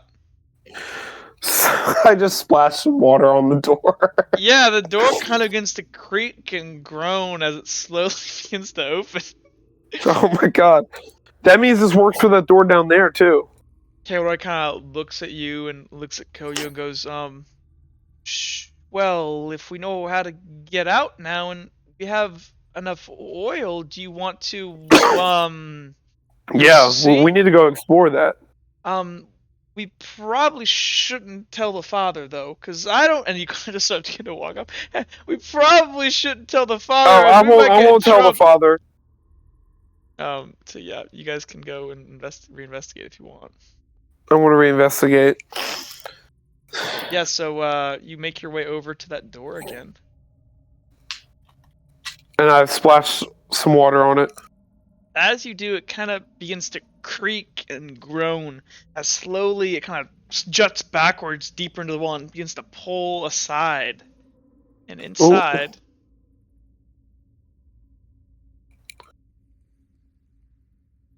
you see Is that more water? no. That's to mark that this was a like a thing on my notes. You see this. So inside, you see this old sarcophagus, and it's bounded and chained down. I wonder what's in here. The ground, though, all around, like these steps you're on is safe, but the ground around this thing is like liquid blood. Oh, And this thing seems to Kilroy, it's surrounded by blood. Oh goodness! He kind of looks around. Good. What the hell is this? I don't know, but I don't like it. Uthred, make a Kilroy, you perception can check. write. Okay. This is a level 1. It's uncommon because this is like obvious. Yay! Uthred, right on where on the other caskets you saw symbols of like the deity stuff. On this one, Yeah. you see a small beautiful, completely crystal ring. There's a ring on that casket. What is it made out of? Crystal, it looks like. Well, yeah, and so just like the distance between you and this coffin is only like 4 feet, so you can like step across onto it. Ooh. Um, I'm going to step across onto it. Roll athletics. no, make me an acrobatics check. Thanks, Jack. It is. Oh! Oh no! No, I have no destiny points. I'm gonna be covered in fucking blood, and everyone's gonna know. Damn it! So as you begin to kind of like step around and over to the side of this thing here, you kind of like you lose your footing and you kind of like slip and you go ahead and you plummet into this like you kind of hit it, Mm-hmm. and the second you go under, you look around you, and it looks like you're in the middle of an ocean, and it's all red, and you can't breathe right now, and you're looking all around, and there's just depth all around you, and just there's a little bit of light above you. Can I swim towards the light? But below you is just all dark.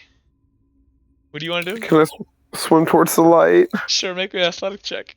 This will be a CL3. Oh, you lucky bastard. So as you fall underneath here, you're going to swim up, and you notice something moving below you deep underneath, and you can't quite make out the light, but you're swimming and you're breaststroking as hard as you can. Oh, actually, by the way, I should have made you make a swim check. That's my bad. That's a different step. Haha! I knew that. But don't worry about it. We'll cut that. Oh, that's my bad. Yeah, you begin to kind of like swim your way up, and you look down, and there's something moving underneath you. And you keep swimming, and it's almost like you're gaining no ground as this weird thing twirls underneath you and begins to reach up at you, and you see these eyes, these red eyes, and you're able to pull yourself up, and you break through the surface here, and you grab onto the stone here. And I like hurry, pick myself up. Can I check to make sure I have all my stuff? Yeah, you have your backpack on, and your rucksack, I'm assuming, was closed and everything. Yeah. The strangest thing is, like, you're not covered in blood at all. Oh, thank God.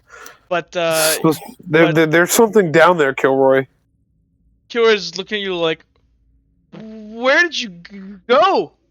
When I fell under, it was like an ocean. I couldn't breathe, but it didn't feel like water. It was like I was in blood. And then there was something with like a big black hand and eyes that was coming towards me. Kilroy's on the ground. Well, gotta be more careful. I know, I really wanted to see what that ring was. Kilroy's kind of looking at this ring. Do you think there's some way to grab it without going over there, or? Trying to think. I don't think there is. The coffin's chained, isn't it? Yeah, the coffin is chained. Damn it. But the coffin looks like more like the chains are what's like. It's almost like It's almost like from what you can tell, because you kind of pushed your foot onto it. When you kind of jumped off it, it kind of rocked back. It's like floating. Yeah, it's like floating. Could we try to grab the coffin and pull it closer? Sure, but you would need something long enough to grab it. Yeah. Maybe with a little back strength, a couple feet, maybe like 2 or 3. Well, I don't have anything. You do. Long that could grab it. Shut up! No, I don't have the mace. What are you talking about? You have the rope. I do have the rope. Can I go into my bag and grab the rope? Yeah, sure. You can grab the rope. Grab the rope. It's 50 feet of rope, so. Yep. I guess what I'm going to try to do is. Well, I'm trying to think how this would work. How I could get the rope onto the coffin. Yep. Can I kind of tie it and try to get it to grab onto one of the chains? Sure. I mean, that's pretty hard. Damn it. What would that be? I mean, I know what I would do, but I'm not going to tell you what I would You can't. You're going to tell me to use the mace. I mean, the mace would work, but there's another way to do it with the rope. Make a lasso? Kind of. Yeah, that's what I was thinking. But What I there's meant nothing was really like to make lasso around. Hmm.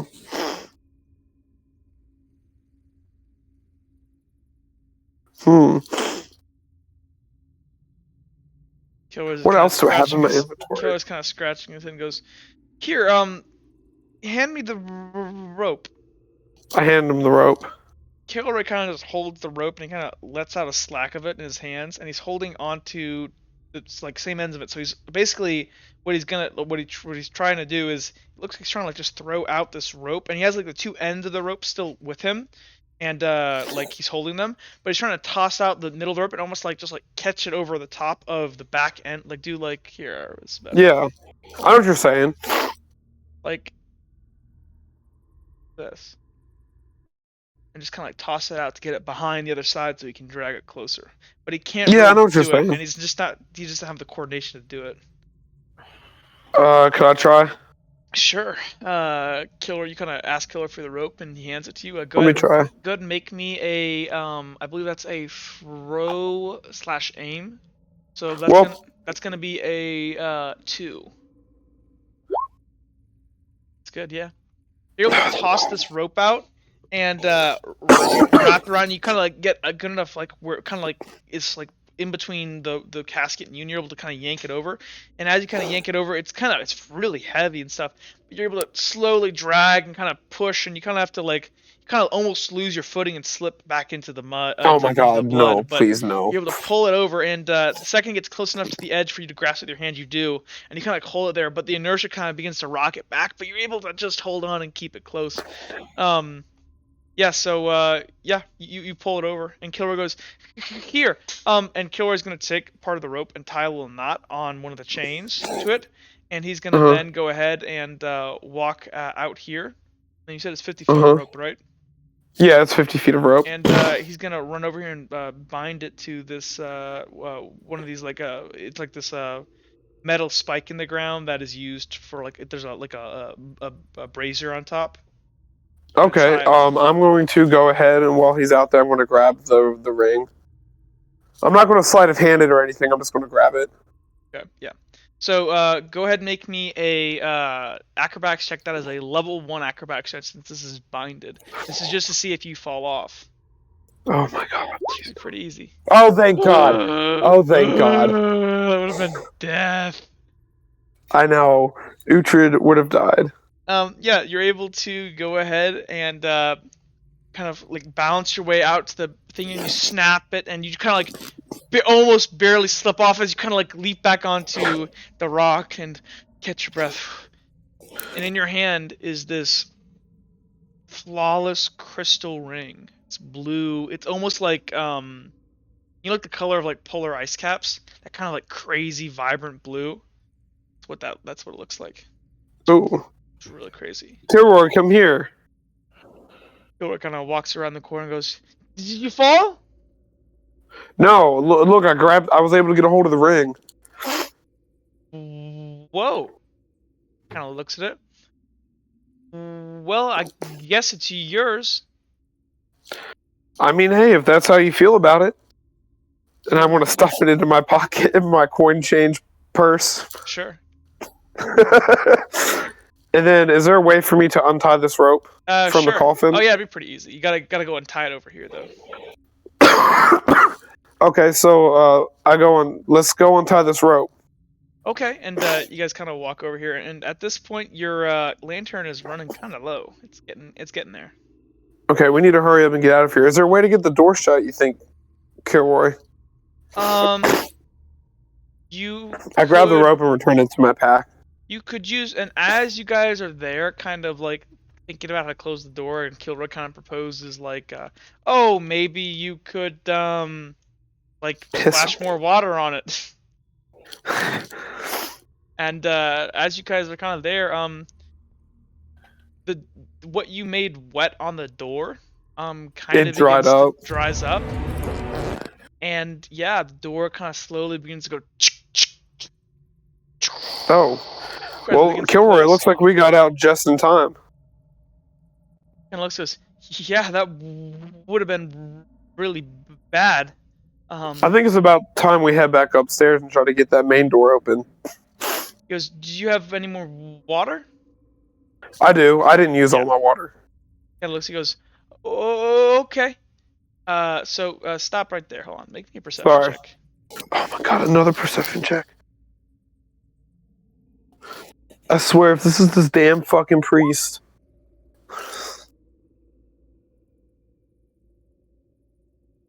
As rolled. you kind of, I know. Hold on. As you kind of walk out into this area here, as you're rounding this corner, you see this weird figure just barely at the edge of your light. Can I pull my knife out? Yeah, you can pull your knife out. And you see, and Uthred sort of recognize this. You've seen something like this before.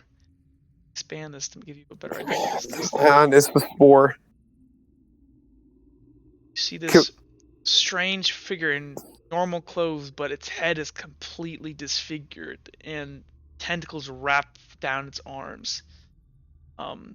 Kilroy, get back. Get back. And it begins to kind of like, but it hasn't noticed you guys yet since you rolled higher on its thing. And it's kind of like, I'm going to turn the lantern down a bit so the light is kind of like, it's enough for me to see it, but not enough for it to notice it, if that makes sense. I mean, that's, if you have the lantern open, it can tell, like, that's light, but you kind of, like, Can I hide it in my jacket with then? your perception check, you can tell that this thing doesn't have any eyes.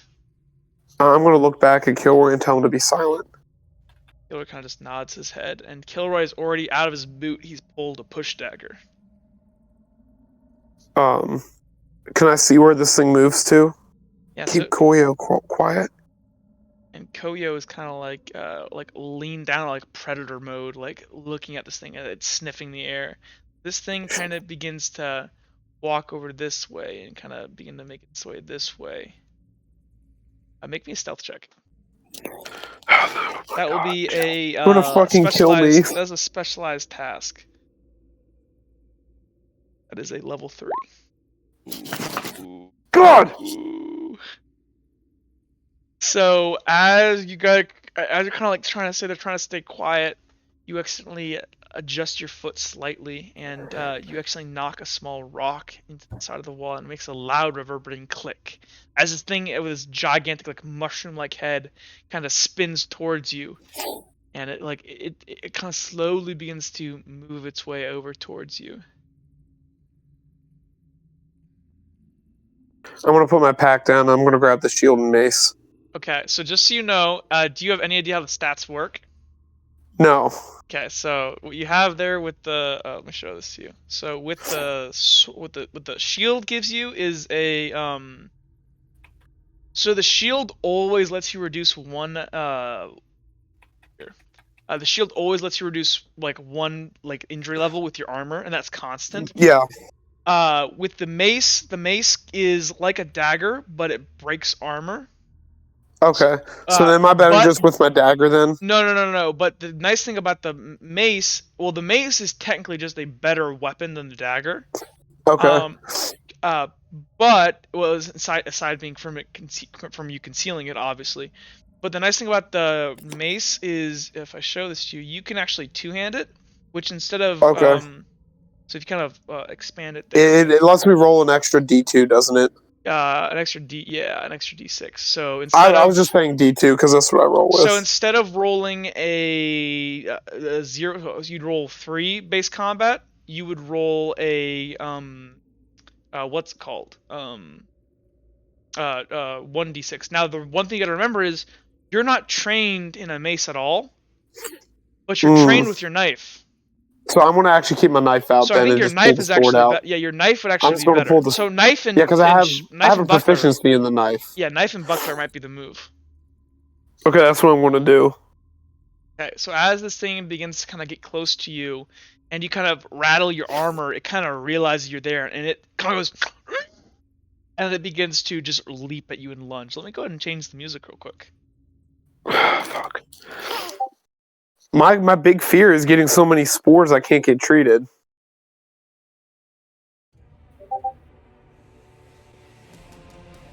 Okay, 1 second, we loop this. So he's charging me, isn't he? Well, that's probably what he's gonna do on his turn, but we gotta roll first.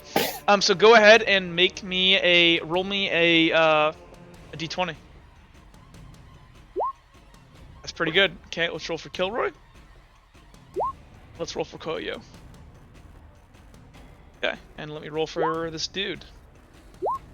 Ooh, okay. Let me set up I the turn. won. You did win. So, what I'm gonna do, because I'm worried about getting so many spore count that like I can't get treated by Lady Redguard. Yep.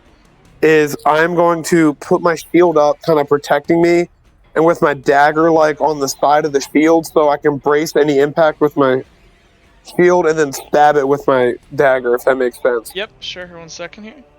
So I believe you go first. Koyo goes after Kilroy. Kilroy's last. Okay, 1 second. So then it's like my combat roll is my base roll because we don't have strength, reflex, or intelligence.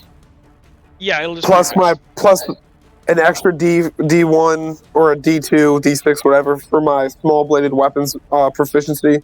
Mhm. Okay, I'm just making sure I got my roll count down So yeah, before. it should be 3 plus it should be 3 base, or it should be 2 base because 2 is unarmored, 3 is because of your dagger, 4 is because it should be 4 actually because 4 is with your proficiency. That's what I counted up. And then if you charge or do anything else, then that would change it, obviously. Or if you get flanking Yeah. or something. So yeah. First is Kilroy's turn. Kilroy has this like push dagger in his hand here, and Kilroy has the lantern in the other hand, holding it, trying to keep light. By the way, if you get out of the light of the lantern, you can't see, and that's gonna significantly impact your Yeah, I know. Okay. Kilroy is going to go ahead and he's going to try to move up next to you and brace against this thing. Okay. He's going to try to attack it with his push dagger. It comes too close. It is now Koyo's turn. Koyo is going to go ahead and try to slink around and just try to get around behind it. He's going to waste his entire turn trying to get a flank on it. Good job, Koyo. Then it's going to be this thing's turn. So this thing is just going to bum rush you and charge, both of you guys.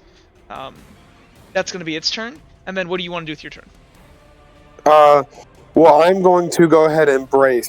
Okay. Because I figure it's going to charge me, but I still have my shield out front so I can kind of like hit it back.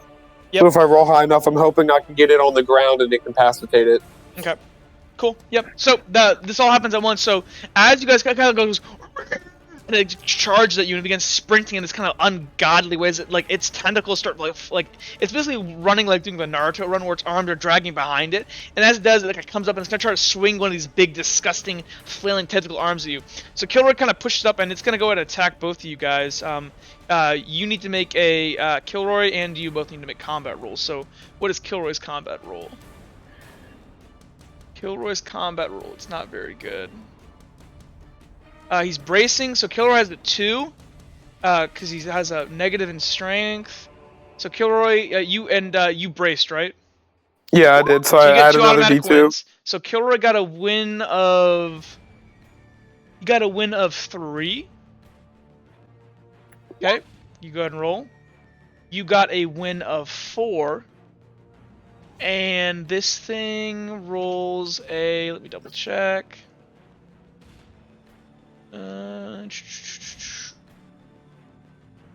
Boy's a mean boy. God. It's gonna roll 5d6, I believe.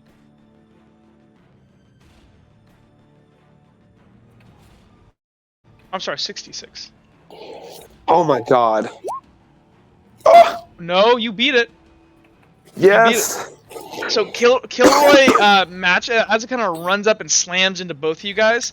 It goes ahead and like you and Kilroy are able to brace, like push it off, but you're able to get an attack. So you can do a level 1 injury, I believe. So you can either stagger it, or do a minor injury. It's up to you. I'm gonna stagger it because I've realized from the Pimps game that getting an incapacitation is better than an injury. Yeah. Especially against kind of a half-dead thing. So yeah.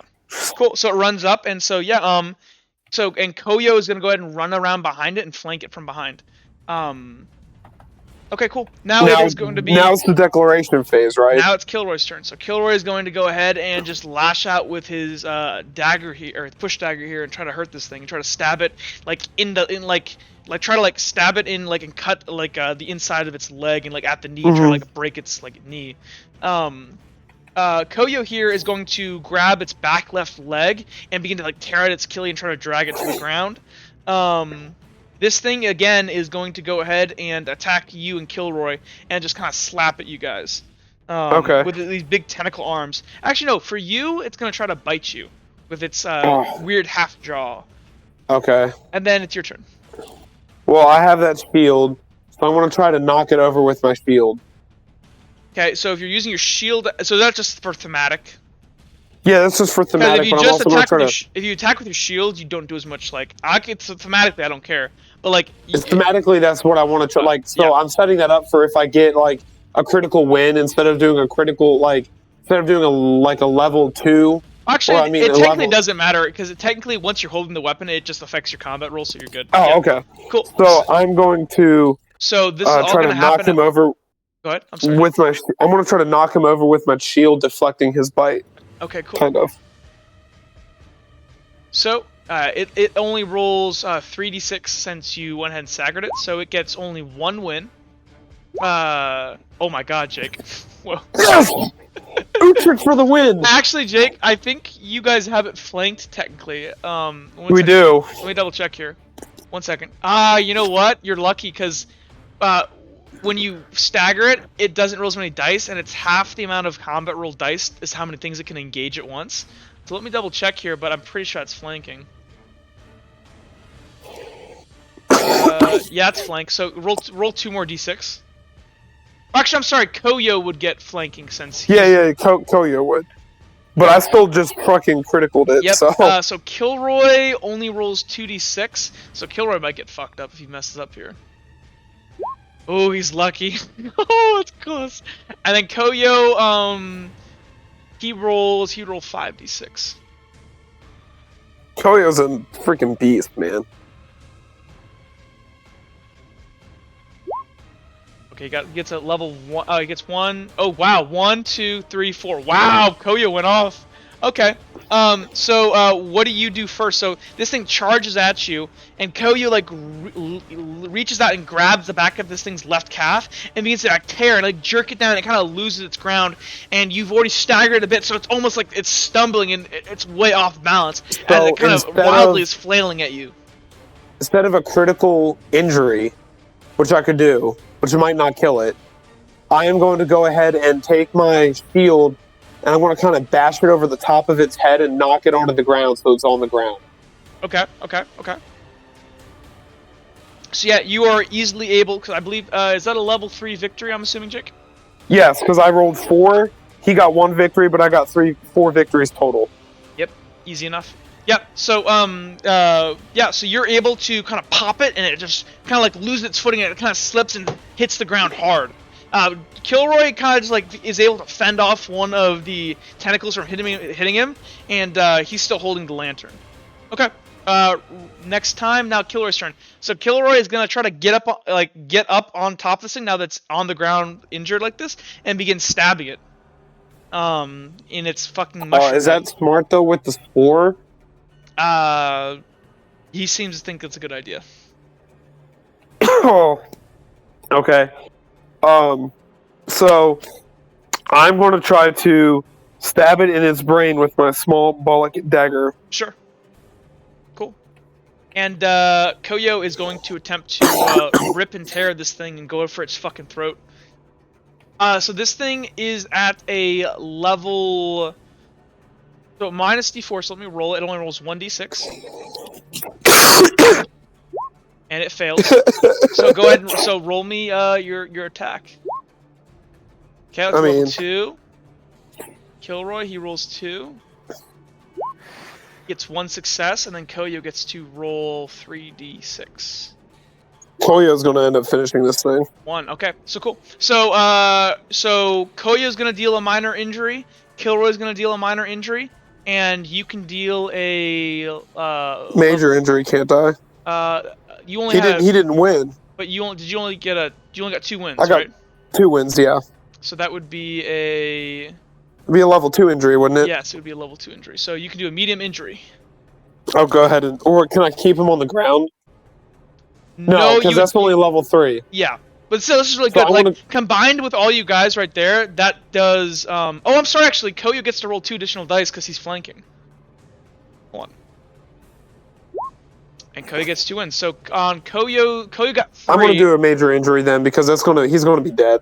Well, so Koyo's gonna go ahead and instead, well, he said he was actually going for the throat. So Koyo's gonna do a level 3. So he's gonna do a level 3 injury. You're gonna do, you can do a level 2 injury if you want. I'll do level 2. And Kilroy can do level 1. So all of you guys begin to pile up on. So this thing isn't dead, but like because they don't stack up to death. But basically you've nearly incapacitated. It's gonna be alive like on the ground. So Kilroy gets up on top and he just like punches it as hard as he can. And he's kind of like terrified, like breathing really hard. And he pops this thing in the head, and you hear a satisfying crunch as the push dagger hits something deep. And this thing kind of flails like. Argh! And Koyo, as it kind of screams, grabs it and like is up on top of it and grabs its throat and just digs deep and begins ripping and tears out its throat. And it's still alive and like crackling. And what do you want to do to it? So I'm going to go and try to finish it off with another hit of my dagger. Sure, go ahead. So what do you try to do to it? I want to try to drive it through its brain. So you go ahead and you take your dagger and you like bring it down. So you have your buckler kind of attached to one hand, and you kind of grab the base of your dagger and you like bring it down in a downward dragging motion over top its head, and you crack in deep, and you feel it drive deep, but you hit what you can only assume to be part of whatever its skull is, and it's bleeding profusely as these kind of weird, like this weird white milk begins to like leak out of its head, and it's like cerebral fluid. It's spazzing out on the ground. It's not dead, but at this point, I believe it has negative 5d6 to all its rolls, which means it can't effectively do anything in combat anymore. So okay, so can I just roll now? Yeah, this will beat the kill shot. Yeah. How do you want to do it? I'm gonna go ahead and because I'm assuming my dagger's a little bit stuck, so I'm gonna brace his head with my shield and pull the dagger out and go back into the same spot for a final kill. Yep. And you drive it deep, and you hear a satisfying crunch as the thing begins to go limp, and its arms kind of drape. And as it tries to from its base of its chest, you can hear this air being pushed up into its throat, but there's no throat to make any noise. And that kind of just gargle as it just leaks all this white blood on the ground. Can I roll now that we're out of combat? Can I roll perception for any cloth around? Sure. I mean, you could, if you were trying to cover your face, you could just pull up your. Actually, you have a handkerchief. I do. I'm gonna take my handkerchief out anyway and cover my face with it. Yeah. But does Kilroy have anything he can do? Is she looking for cloth? Well, I want to wipe my shit off so there's not more spores on it. Oh yeah, sure. You see what appears to be this nice red rug over here. I'm gonna go ahead and fuck that shit, and I'm gonna just wipe my shit off on it. Yeah, go ahead. Say, Kilroy, come here and wipe your shit off on it. Kilroy's just kind of over top this thing and and he's kind of just holding his push dagger in his hand, and he's kind of out it for a moment, and his face, he's pretty well, make me a perception check. Oh yeah, hold on, I already had that. That'd be a common task. Yeah, he looks like his face is kind of blank, almost like he's in some kind of you can't tell if it's shock, because he looks like he's calm, which makes no sense. I kind of grab his hand. You think he's kind of spazzing out or it's frozen. Like shell shock. Yeah. I'm gonna grab his wrist with his dagger and kind of slide the dagger out of his hands and Kilroy. Well, come the on. second you grab his hand with his dagger, he's gonna try to jab you with it, kind of push against you, but you have your hand there, and he kind of looks at you for a second, and he looks at the dagger and goes, "Oh, I'm so sorry. It's fine, Kilroy. We just need to clean our stuff off. So come on, let's go wipe it on this rug." Kilroy, and you begin to wipe it on the rug. Go ahead and make me a sleight of hand check. This will be a common.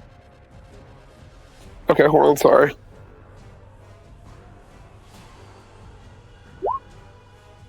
Yeah, you're good. You're quickly able to rub off your shield and your dagger, and you even take Kilroy's dagger out of his hand and begin to wipe it off. I do it for him as he's kind of shell shocked.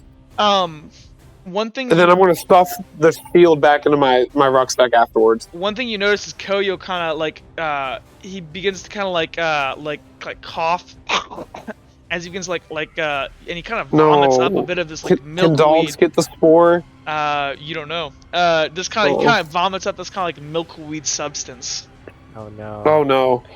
I noticed this, but I'm not gonna say anything as I don't think Kilroy can handle it right now. So. And I'm gonna stuff the shield back into my pack, and I'm gonna put the. Well, hold on, because with your level 2 perception check, you can hear some weird like creaking and groaning, as you hear the sound of breaking wood.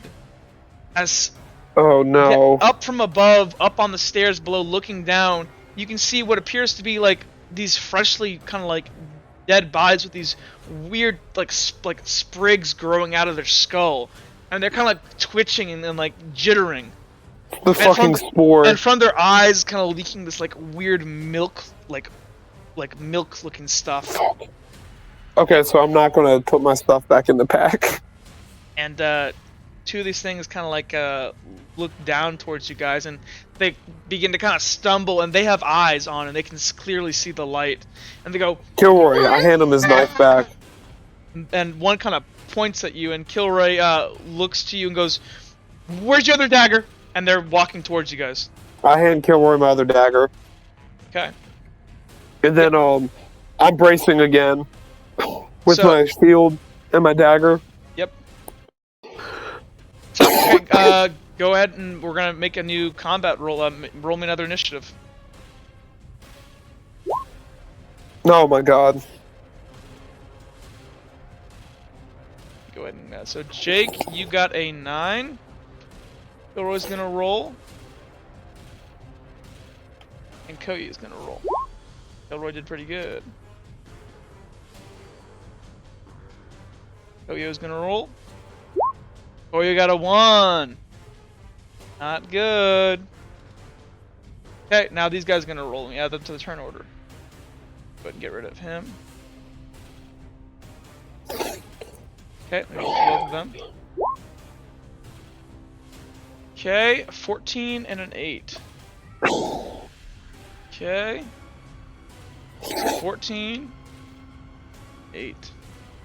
Are these spore people or shard people? I forgot. They have fungus growing out of their head. What do you think? Spore people. They're spores.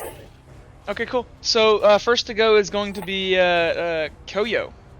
And, Koyo is going to go ahead and, stick back with the party here and kind of, hold this high ground. He's going to try to move, like, here and hold the high ground up on top of this little pedestal here. And, he's going to go ahead and brace. It'll now... Ooh, did I close the thing? My bad. It'll now be this infected's turn. This guy. He's going to fucking bum rush and charge at, towards the light. Kilroy set the light down at his feet, behind you guys.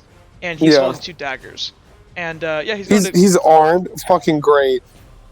And he's gonna go ahead and... Oh, I thought you meant the infected was armed. No, I just realized no. I was like, Jack, you're railroading me here. No. Well, actually, like, if they died with a weapon attached to them, they could, but not this way. So yeah, he's gonna go ahead and charge you. Uhtred, what are you trying to do? I'm bracing again with my shield and dagger. Okay, cool.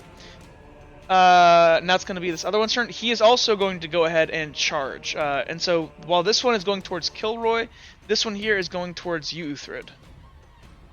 And then Kilroy is also going to go ahead and brace, and you guys are kind of making this tight formation. So yeah, it's gonna play out. So Koyo's gonna kind of like slink around to the side here and kind of like, actually let's say that Koyo's like kind of like nestled in between you two guys at your feet, as you kind of like making this defensive posture. Yeah, that's good. This one's gonna charge in, and he's gonna try to whack at Kilroy. You can technically, how many d6 are you rolling? I roll 4.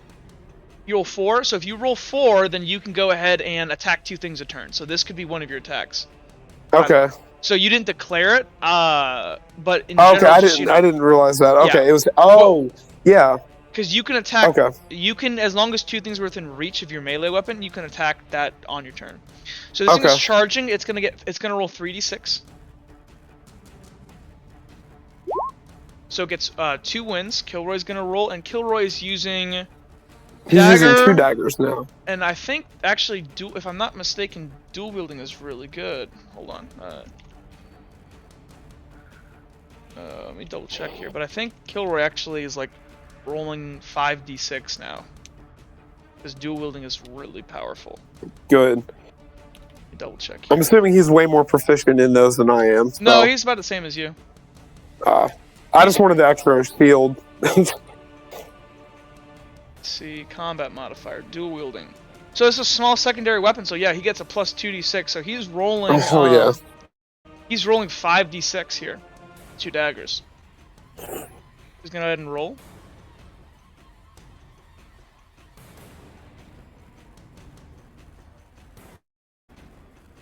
Okay. He did awful. Oh, He only got 1! I'm super glad I'm not here. Kilroy is going to go ahead and take an injury point for the... go ahead and make your roll, Jake. Oh, no. You equal it, so you don't get to hurt him. I'm so glad I'm not here. Oh no, I'm sorry actually, you all are braced.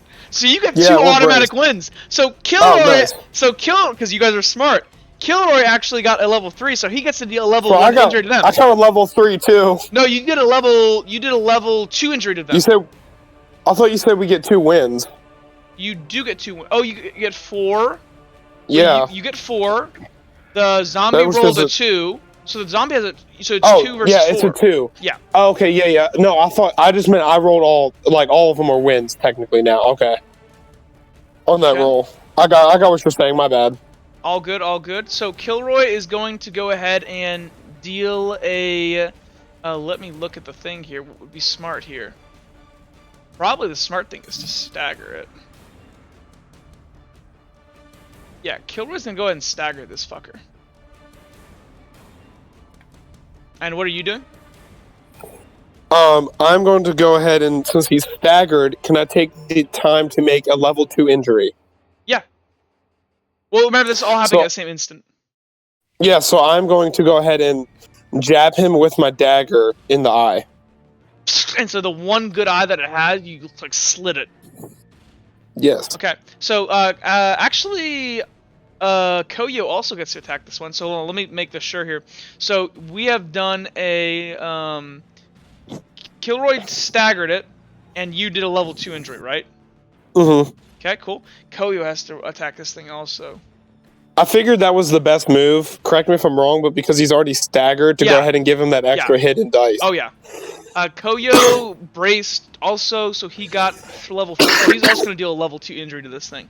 And so Koyo's going to kind of like nip out from between you guys' legs, and he's going to go ahead and like grab up and bite this thing in its crotch and tear out, and all this like blood milk, like this white milk just pours out of its gash here. And it kind of like... Dude, we're so fucked. We're all going to die from the spore. It kind of screeches out in pain. And so this thing is now staggered, and it's rolling at a minus 46 at disadvantage. Luckily, okay. I put my scarf on before this engagement. So this thing is also charging. This one charged at you, Uthred. Let me roll its dice. Uthred, what was your win roll here? You had 4, right? 4 wins because I was bracing, yeah. So you can get a level 2 injury on this thing. I want to stagger it as well. Actually, Kilroy also gets to attack. I'm sorry. You all get to attack because you guys all are rolling over 46. Stagger would be worse here than minor injury. Oh, then I'm going to minor injury. Because a minor injury is minus 2d6 and it's permanent. A stagger is minus 2d6 and it's temporary. Okay, I'm gonna injure it then. So then let's roll for Kilroy.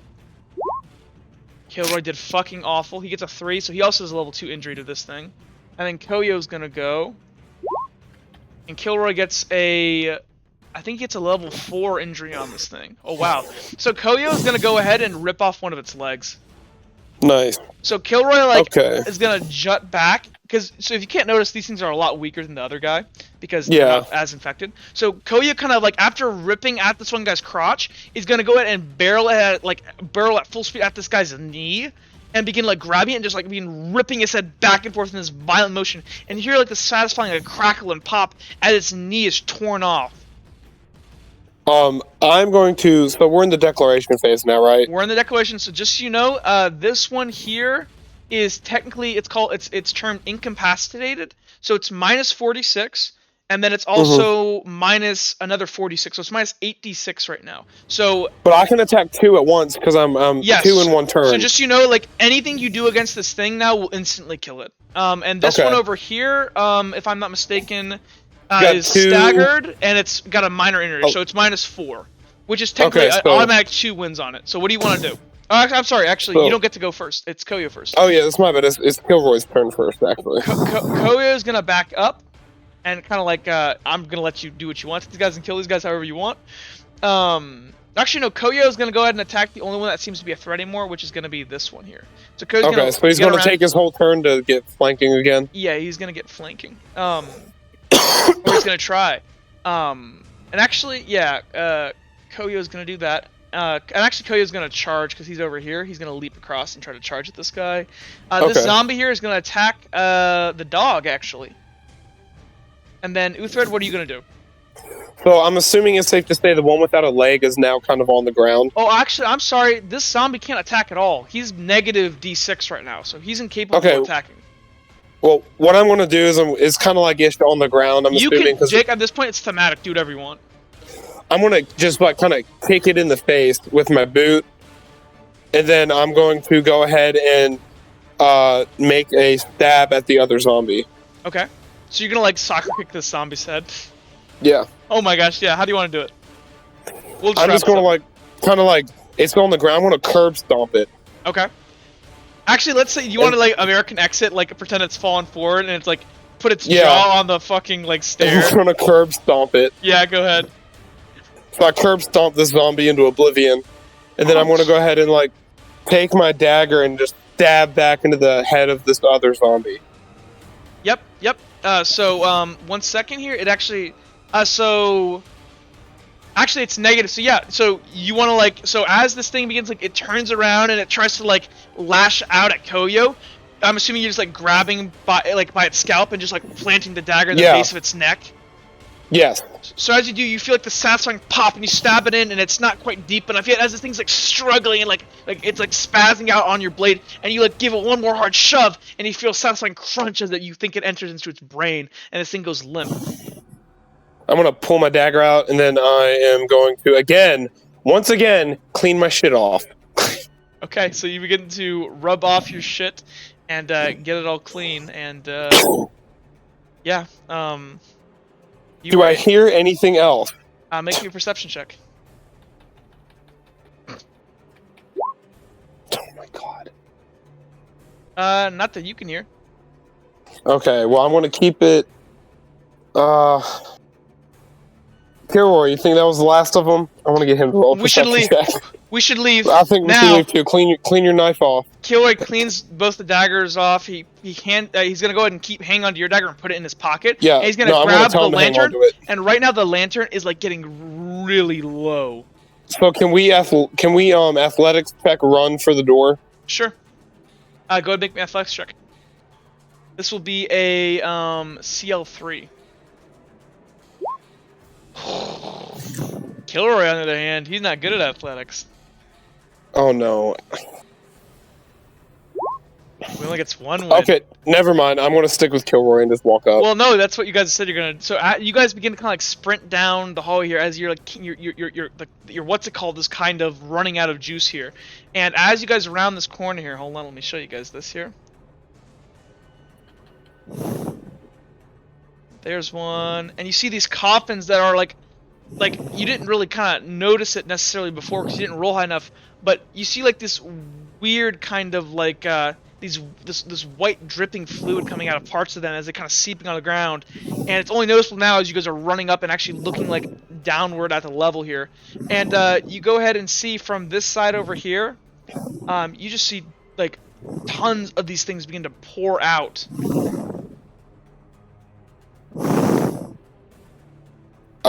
Kilroy, we're in trouble. And let me get the other side. Now these things are like some of them you can see like hands punch through punch through the sarcophaguses, and other ones you hear like there's like loud like banging smashing noises. These things try to lift these heavy sarcophagi off of them. How much time has elapsed, narrator? Not in relation to when. to when the father said he was going to check on us. Oh, it has not been an hour. Not even close. Oh my god. So yeah, you and Killer. So Does he not hear any of this? Let me roll for Koyo here real quick. I'm beginning to think he was lying about the fucking rats. Koyo got a level 2, so you're able to make it all the way to the door. Uthred, as you kind of like sprint forward, even though it's a little dark, Kilroy's only able to make it to the top of the steps. He's kind of out of breath, and Koyo here is going to make it halfway in between. Fuck.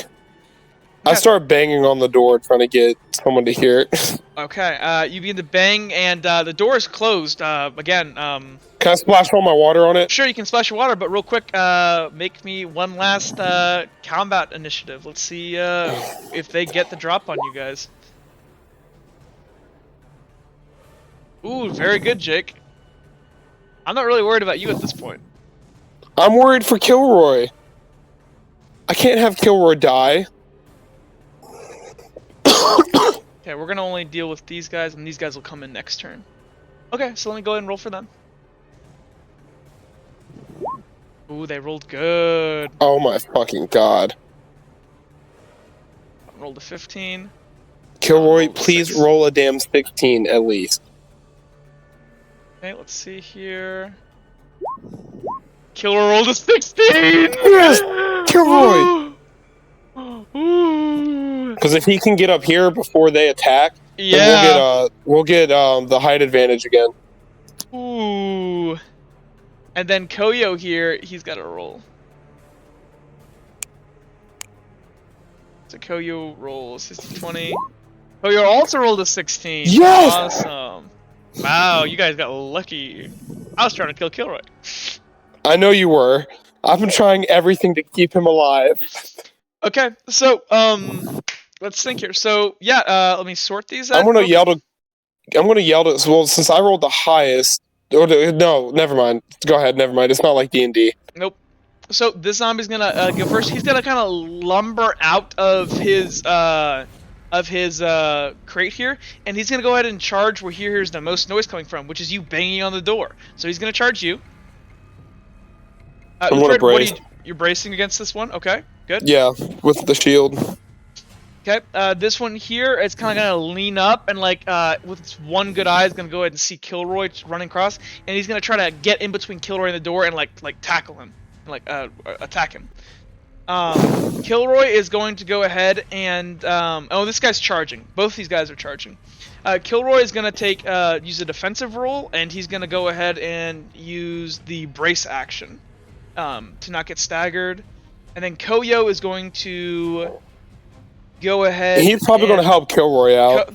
Actually, he's going to go ahead and he's going to attack the one that's actually no, because he's running forward right now. Actually, I think he's gonna go ahead and go for he's gonna go for one that's going for you. And oh yeah, as Kilroy's running up, he's gonna go ahead and like just leave the lantern behind, like so leave the lantern like here, and try to draw the other dagger, so he can defend himself. Yep. Okay. So combat starts. So first Koyo, as this thing's running across here, Koyo is gonna go ahead and intercept it, and he's charging. So Koyo makes his combat roll. Koyo is charging, and he's got this, so 4. That is 3 wins. The zombie doesn't get to attack him because he's attacking you, Jake. So the zombie here is going to go ahead and move forward here and like get bit and nipped in the back by Koyo, who's going to deal. Actually, Koyo is going to go ahead and trip it. Oh, so nice. So this thing's going to fall flat in front of you on the ground, which is a minus 4d6. You're not gonna get your. Actually, it's gonna actually technically get charged. So it's kind of like falling into you as it's like falling to the ground. Okay. Go ahead and make me roll. So it's can't roll at all. But no, it's actually okay. No, it's okay. Cause but I got 2 wins. So. And it's negative. It's base roll. Oh wait, hold on. It was charging. So you get 1 You get actually a 3 automatic win because you didn't win at all.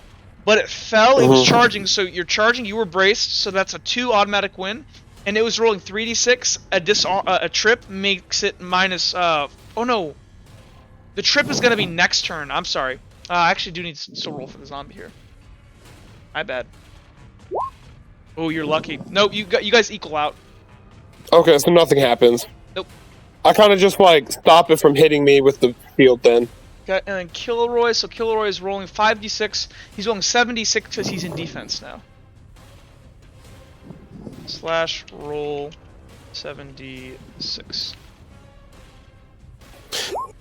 1, 2, 3, 4. He wins a 4. Zombie is going to. Well, it doesn't matter really what the zombie rolls at this point. Yeah. So as this zombie begins to like slink and like charge after Kilroy, Kilroy is able to kind of like duck under one of its bites and kind of shove it off of him, and he's like panting really hard, and he's gonna make it over here and make it to the door. Oh, now is that person considered outflanked? This one right here. Yeah. Yeah, he's definitely outflanked. Okay. So declaration phase time again. So, zombie here on the ground. He is going to attempt to stand up. He's at a minus 46 this turn, and he's going to try to whack you, Uthred, since you were the one who tried to hurt him last round. Okay. Then it's going to be Uthred. What do you want to do?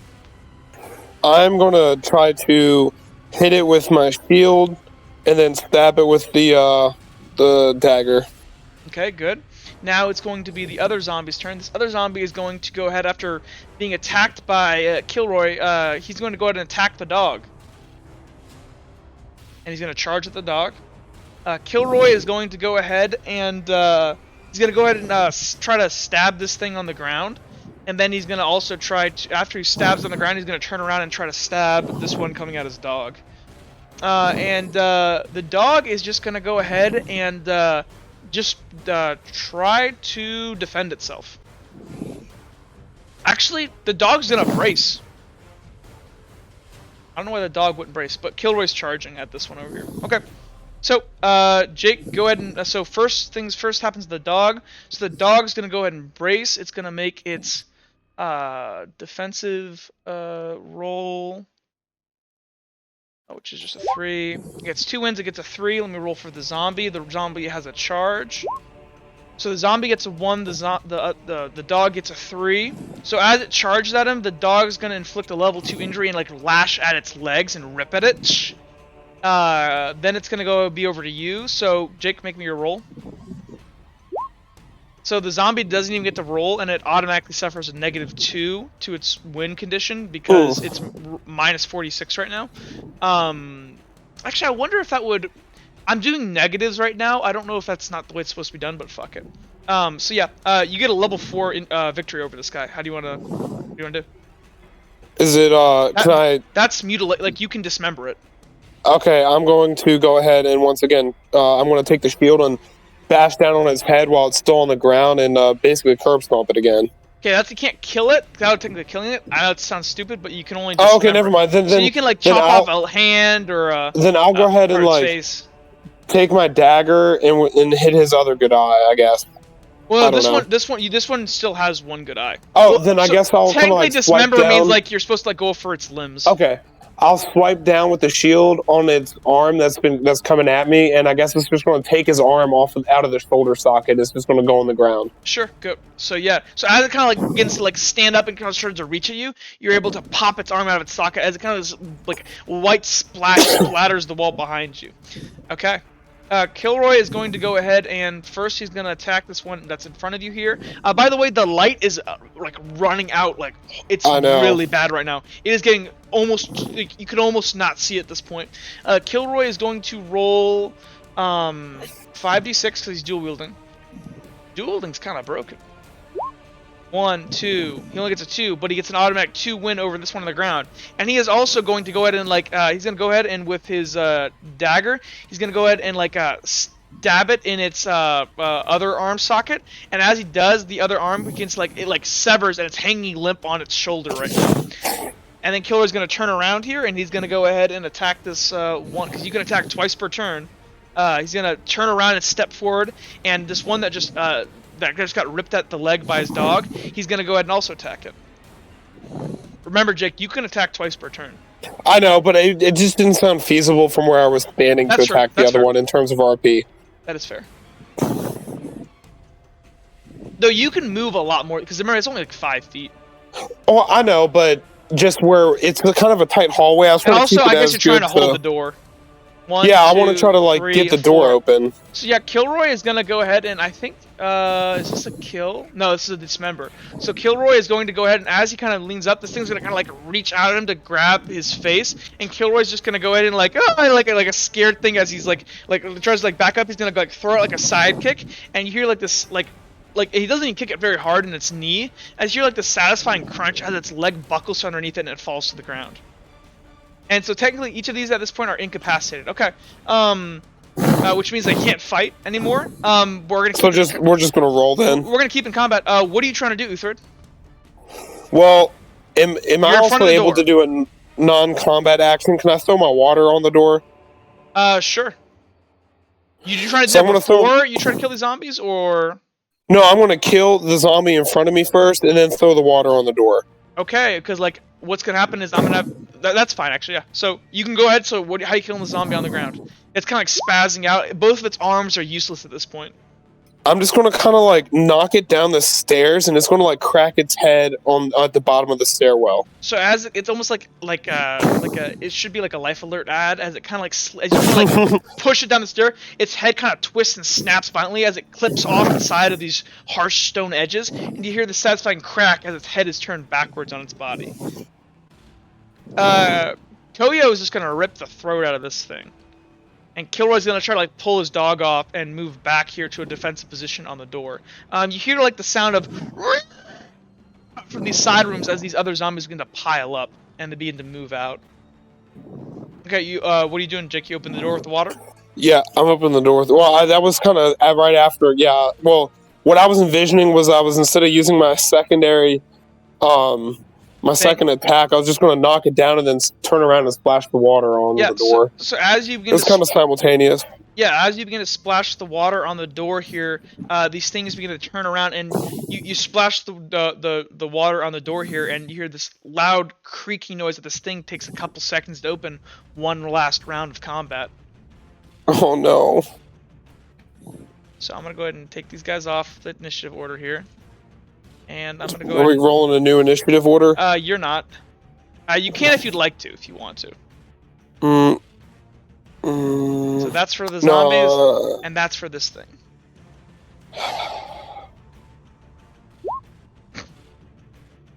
Well, that worked. Oh, there you go. Well, Jake, you're going first. Or last, however you want to say it. Yeah. So yeah, let me roll for this thing. Can you take this zombie off this spot? Because I have an idea for it. Sure. Make sure it's looked dead here. I was just going to, because I knocked its body down completely down to the bottom here when I knocked it over. Here. Yeah. I'm going to kind of stand here as I'm like, we're kind of like. Yet. You can't do your thing yet. Well, I'm just moving it to show you what I was doing. Okay. I want to kind of, because I was asking if I could do this in one turn and brace at the same time, just kind of like move over here. Because right now I'm kind of like behind Kilroy. Yep. And I wanted to move there and brace. Okay, that's fine. That's absolutely fine. Okay, cool. So, first goes, what did this guy roll? A 16? Ooh, he rolled pretty good. Ooh, and he tied with Kilroy and Koyo. Hold on here. What did I roll for the zombie? I didn't roll for the zombie yet. The zombie rolled a 14. Okay. Let me roll. So the first two are for Kilroy and Koyo. The last one is for the zombie. Oh, the zombie goes before either of them. Okay, cool. So, oh no. First on the turn order here is the zombies, and the zombies are going to attempt. They're the ones that can make it there in one turn are going to go ahead and charge at you guys. Just charge. Just begin to pack you guys. Koyo is going to go ahead and step back a bit and get in between you two, and he's going to brace and take the defensive role. Okay, I'm bracing and the second the door opens, he's gonna try to flee. Actually, no. Koyo's being offensive. Why would he be defensive? Yes, that's what he's doing.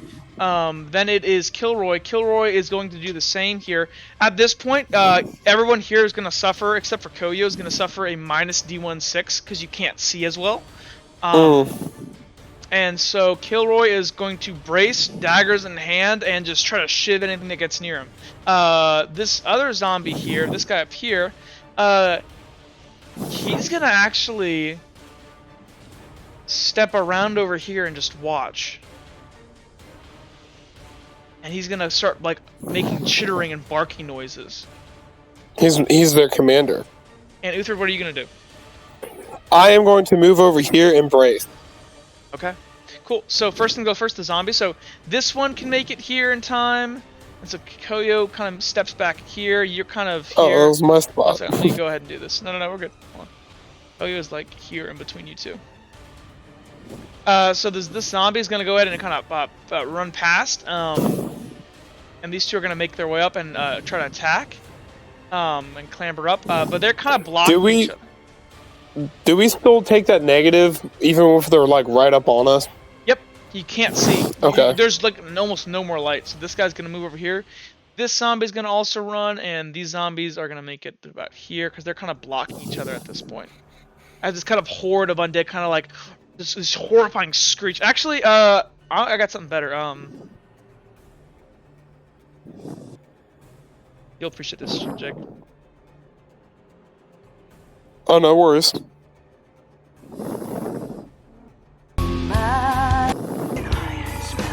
on, where is it? Hold on a second. Okay. Sorry, Jake. Where is it? Oh yeah, fuck yeah. This is the callback. Not everyone's gonna get this, but I'm fine with that.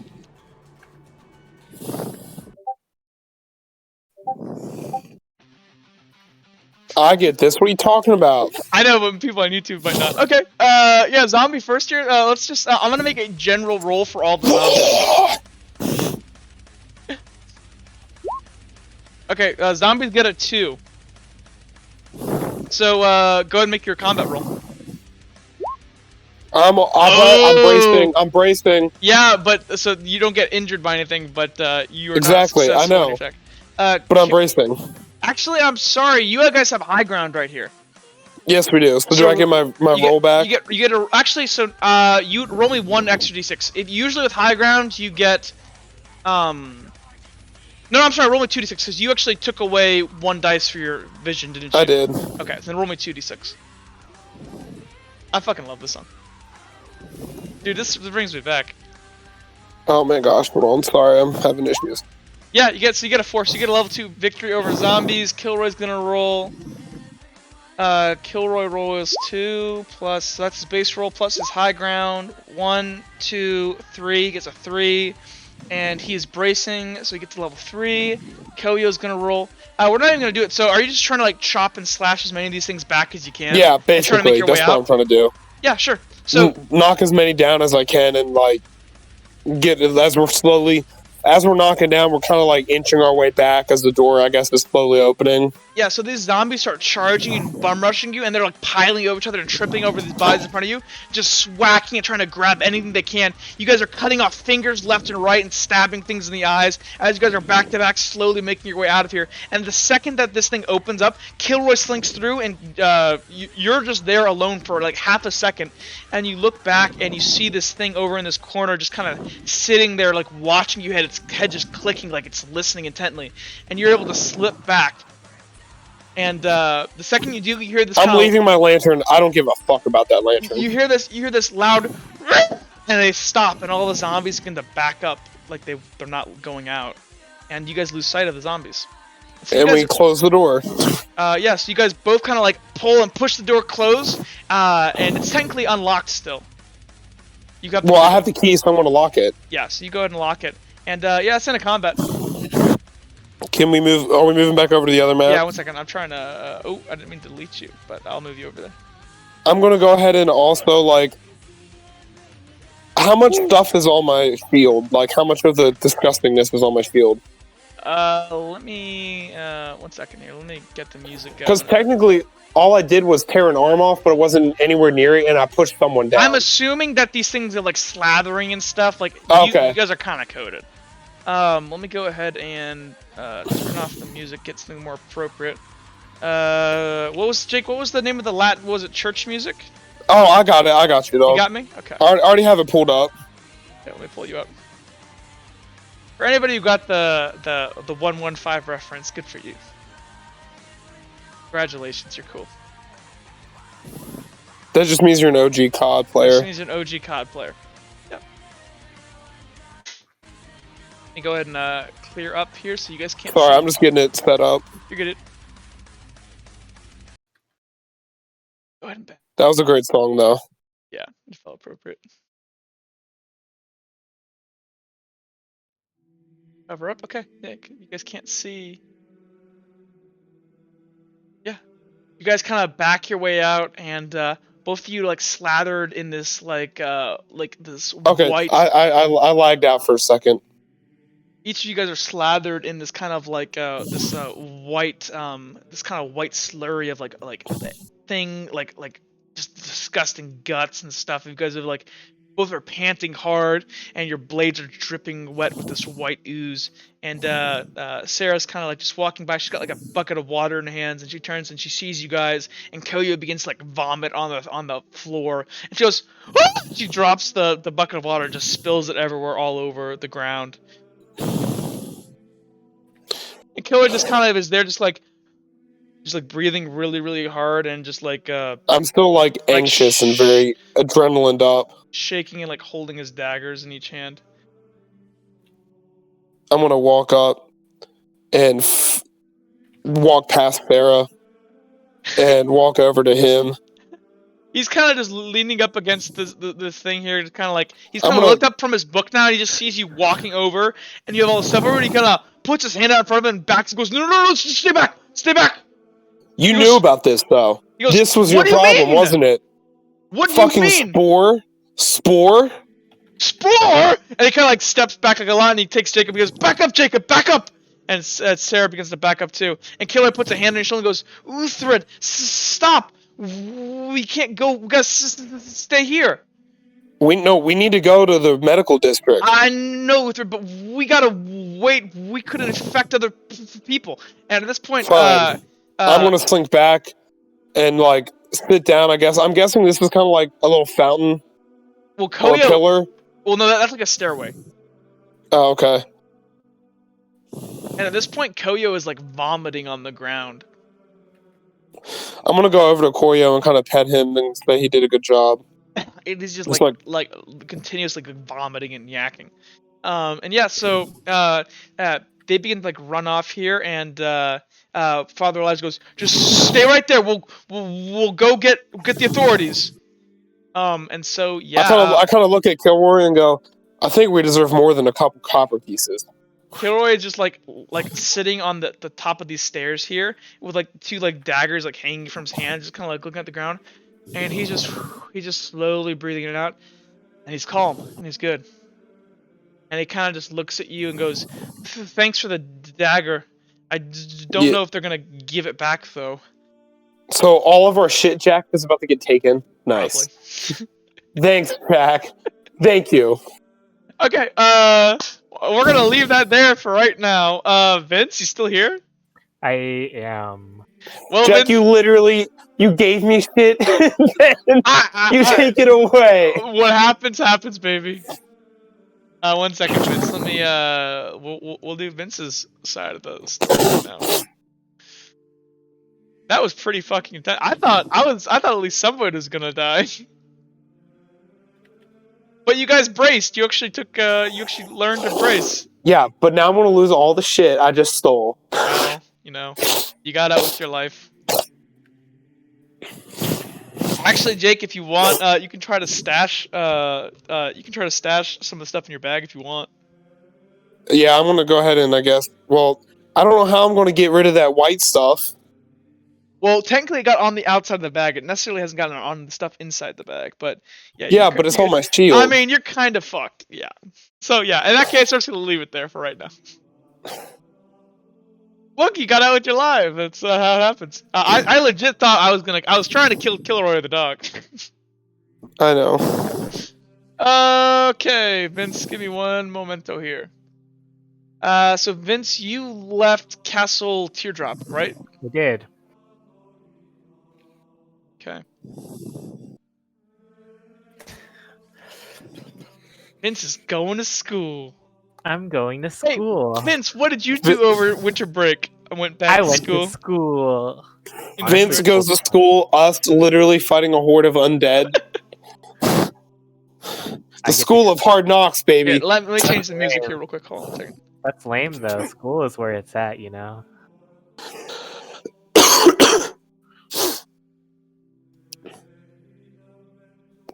Hey, Jack. It didn't get on my mace. It didn't get on your mace, you're correct. But they're probably just gonna burn everything you have. No, everything I have. I mean, Jake, it's you gotta stop the spread. What does college music sound like? Oh my god. I'm gonna go with this. I got you. This. No, I got. What I got you. college fits. music sound like? Depression. That's what it sounds like. Oh, actually, if you want depression, I got you, bud. No, I'm joking. I'm joking. I got you, friends. Oh my god, I'm actually joking. The amigos. I actually got you for those college musics. Just lo-fi hip hop, you know. So in Oh, kind of even a, better. it's kind of a somber, overcast day. As hey, Jake, move your mic a little bit away from your mouth. Is it though? Jake, It's- move your mic a it's little. not, I don't know why, it's Jake. I Buddy. can hear you breathing. What? Oh wait, Buddy's here. Never mind. I why know, is Buddy- Buddy. He's in the chat, like in the what's it called, but he's not in the Hi. I don't know. Maybe he's just. Okay. I think he's in a Discord call playing tabletop simulators, but he's trying to check what was going on in game. Okay. Okay, so hold on. So real quick, Jake, you did excellent. I was surprised. So that was just so you know, that was supposed to be like an entire party thing. Yes, Uhtred has established himself as the G. Like you're supposed to do that with like 5 to 6 people. You guys did it with 3. Jeez. And just so you know, Kilroy is not supposed to be for combat. I like, know. He's not. Like that was bad.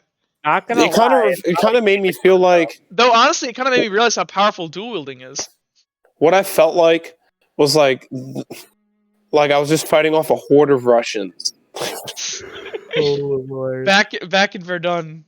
It's like Verdun. We're Germany. Or actually, we work French Verdun versus Germany. Yes, I kind of felt like the last French machine gunner. Just like, ah! I hope you liked it. That was really fun. Yeah, I'm kind of pissed that all my shit's getting taken though, like my hat, everything I brought from my home. Yep. Okay, cool. So, Vince, let me go and drag you out. Yeah, it's just kind of like a somber, overcast day. And It so was you're a nice day before, wasn't it? Or was it actually that way? I mean, the it's entire getting colder and colder. It's kind of like a wet, drippy, Dang. like day. Oh, It's well. college. You asked for depression. I'm giving it to you. I'm joking. I didn't want depression. No, College you- is a happy place. Now you have depression. You're coming from Castle Redguard, right? Yeah. So let's Yeah. say you're coming in. So you're coming in. Are this all the hedges? Oh, there's only one way in. Okay, we're gonna say there's only one way in. So you're about here, Okay. and you kind of enter into back into Bergenworth. Usually, you guys when you guys shortcut through here, you kind of like go between hedges and stuff. So what are you doing? So Felix is going to go accost the first person he sees. Okay, let me drag out a person for you to accost. Or the first person he senses. Yeah, sure, fuck it. Sure. Where is... Uhtred better gain some serious skills from that.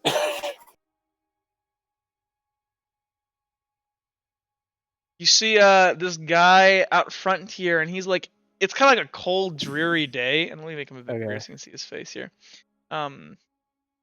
Interesting. Kind of got this like it's like this cold, dreary day, and this guy's out here. And do I actually have a picture of him? Do I? Hold on 1 second. This might help you out. Might give you some a better idea of who this dude. No, but basically he's just wearing like this like jacket, and or he's not even wearing a jacket. He's just wearing like clothes you wear like under a jacket and stuff, and he's kind of out here, kind of like he it looks like he's got like a pipe out here, but he can't get it lit, and like he's snapping his fingers, and every time he does, like this little bit of fire comes up. But it's not that he can't produce the fire; it's that It's really windy. whatever's inside of the pipe, he's just kind of wet or damp, and he's like snapping his fingers, like trying to light it, and he's like touching his finger, which is like almost like his finger right now. It's not just on fire. His finger looks like it's almost like cracked, and like there's like this red ember around his finger, almost like his finger is like a piece of like burnt wood. He's like pushing it into this pipe, trying to get it to start. Okay. Felix is going to go up to him and go, "Hello, sir. Could I perchance bother you for a little bit and ask you where the library could be?" He's kind of like puffing down his pipe, and he's like, "God damn it!" And he looks at you and he goes, "What'd you say?" "Oh, I was simply looking for the library, sir." Kind of looks at you and goes, "Why are you here?" "Well, I came here from the Isle of Crest to become a doctor, but everyone tells me that I'm not educated enough, so What's wrong with your voice? He's coming stuffing his pipe. You sound retarded. You a noble or Holy something? shit. No, I'm just trying to sound smart, okay?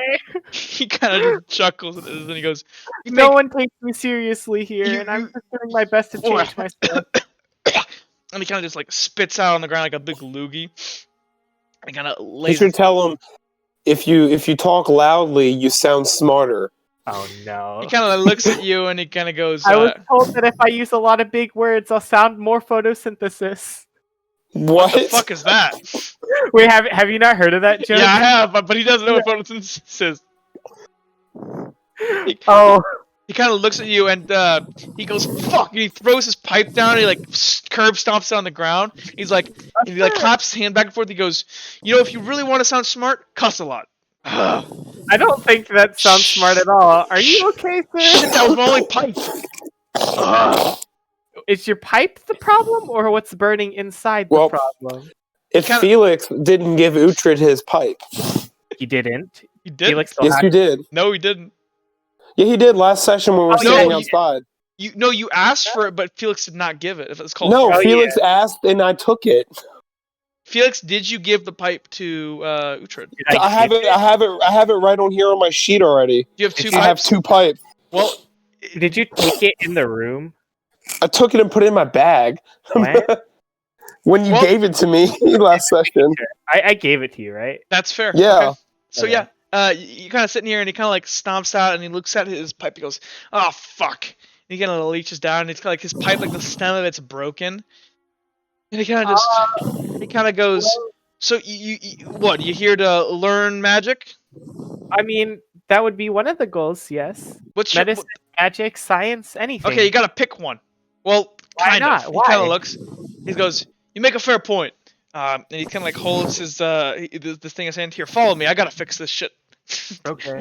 And he begins to kind of walk this way over here. Which building is he going towards again? No offense, sir, but I feel like if you didn't, break it, you wouldn't have to fix it.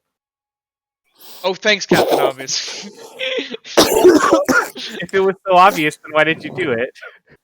Oh my god. He kind of looks back at you and he goes, "Remind me why I'm helping you again." Wait. I'm sorry, sir. I'm sorry. No kids allowed. There's the door. You just fucked yourself out of getting into the school, Felix. He points over towards the hedges over here. He gets to kind of walk up to the door and he turns around and goes, "So you're gonna keep following me?" Probably. Okay, fuck it. Probably. And he's gonna go ahead and open the door. So Felix, he opens up this door, and inside you see the bustle of like. Well, he doesn't see anything. So. Oh, that's right. You Fair enough. hear the bustle of the inside of like class door, class. You can hear the sound of like lectures inside, and like students walking around, like chit chattering in the halls and stuff. You get all these kind of crazy ass smells. Some of the smells are like these kind of like sulfurous smells. You smell blood. You smell healing blood. You smell salt. You smell all kinds of weird like incenses and stuff. And it's So what just you're kind of saying is this place is amazing. it's kind of like this massive sensory overload right now. It's amazing. That's what I'm hearing. And Feel like go ahead and make me a Right. perception check. Ooh, This will okay. be a level 3. Ooh. You get a little bit overwhelmed, and you kind of lose Can I track just use of. a destiny point? Sure. I'm just gonna use one. So yeah, you're able to. You kind of lose as your brain is just overloaded with this. It's astounding. The sounds you hear, like these, like if you listen really closely, you can hear like the most intricate clicking you've ever heard. It's like. Interesting. Is it a clock? And you for a second you lose yourself, but then you and you kind of realize, and you listen, and what do you listen at in particular of what this guy?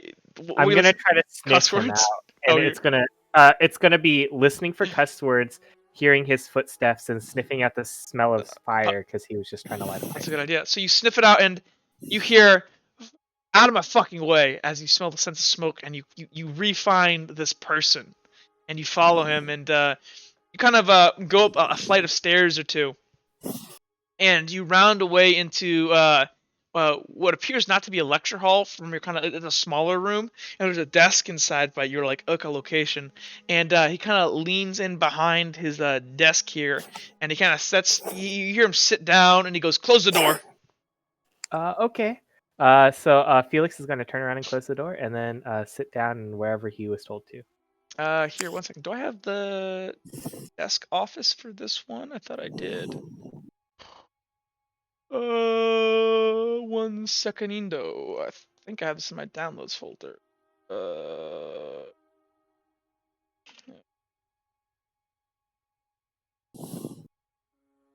Double check. Ooh, there it is. Yes, sir. That's it. 1 second, Vince, my boy. Actually, what I'm gonna do. I'm here to go to school. I'm here to go to school. School is cool. Stay in school, kids. Do drugs. Actually, be a badass like Uhtred and freaking Kilroy, Uhtred, taking care of hordes of zombies. Uhtred, go on the streets, do drugs, get money. It's actually fuck "Let's go bitches, to get money. school." Actually, Uhtred's never done drugs. So, He's smoking tobacco. let me Yeah, I get this know. straight, Vince. Tobacco, like I'm counting tobacco Let as me a get drug. Let me get quote this unquote. straight, Vince. So Fast in a world where you could do anything you want, you chose to go back to school. Yes, I did. Yes. That's how amazing school is, and that's why I'm going to grad school. Woo. Ew, No, gross. thank you. Here, That sounds horrible. I have a degree that you can't really even do anything with after a 4-year degree, and I'm not even choosing to go to grad school. Oof. Here, I'm gonna go ahead and make this. I don't map. know. That sounds like your problem. Grad school seems like paradise. Oh my gosh. Vince, can you see this on the? It's on the right here.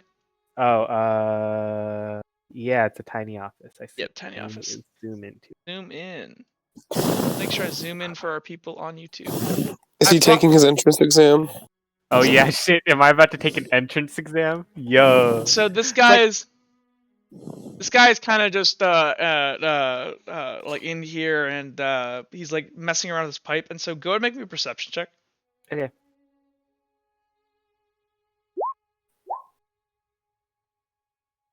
Jeez. Wow, you did awful.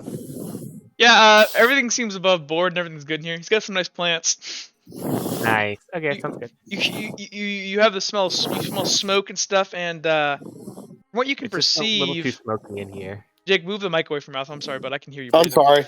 It just moved. Basically, for you hear this weird like popping, cracking, and for an instant, like you can't quite make it out because it's hard to hear, but it sounds like this guy is like almost like he's like breaking up the pipe more. Oh. It's like, well, thank you so much for letting me in here. You wouldn't believe how hard it is for just a kid to get a book. It kind of looks at you and goes, So, just to be clear here, I let you in the building. That doesn't mean that you're in school. I know, but like it means that I Okay, can use good. the library, can't I? That doesn't mean you're in school. That's great. Hey, 1 second. Jake, can you go ahead and mute yourself when you're not talking? Because like I can just hear your breathing really bad right now. And I'm sure Oh, I'm sorry. just for the YouTube quality, you're good. No, you're good. No worries. And so what were you saying, Vince? I was saying, but I can use the library here, correct? Who said that? What can I? Is it I don't free or- know. Can you?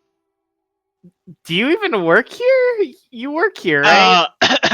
And he kind of like leans back in his chair. I really hope And he kind of office. pushes forward something on his desk closer to you. What is it?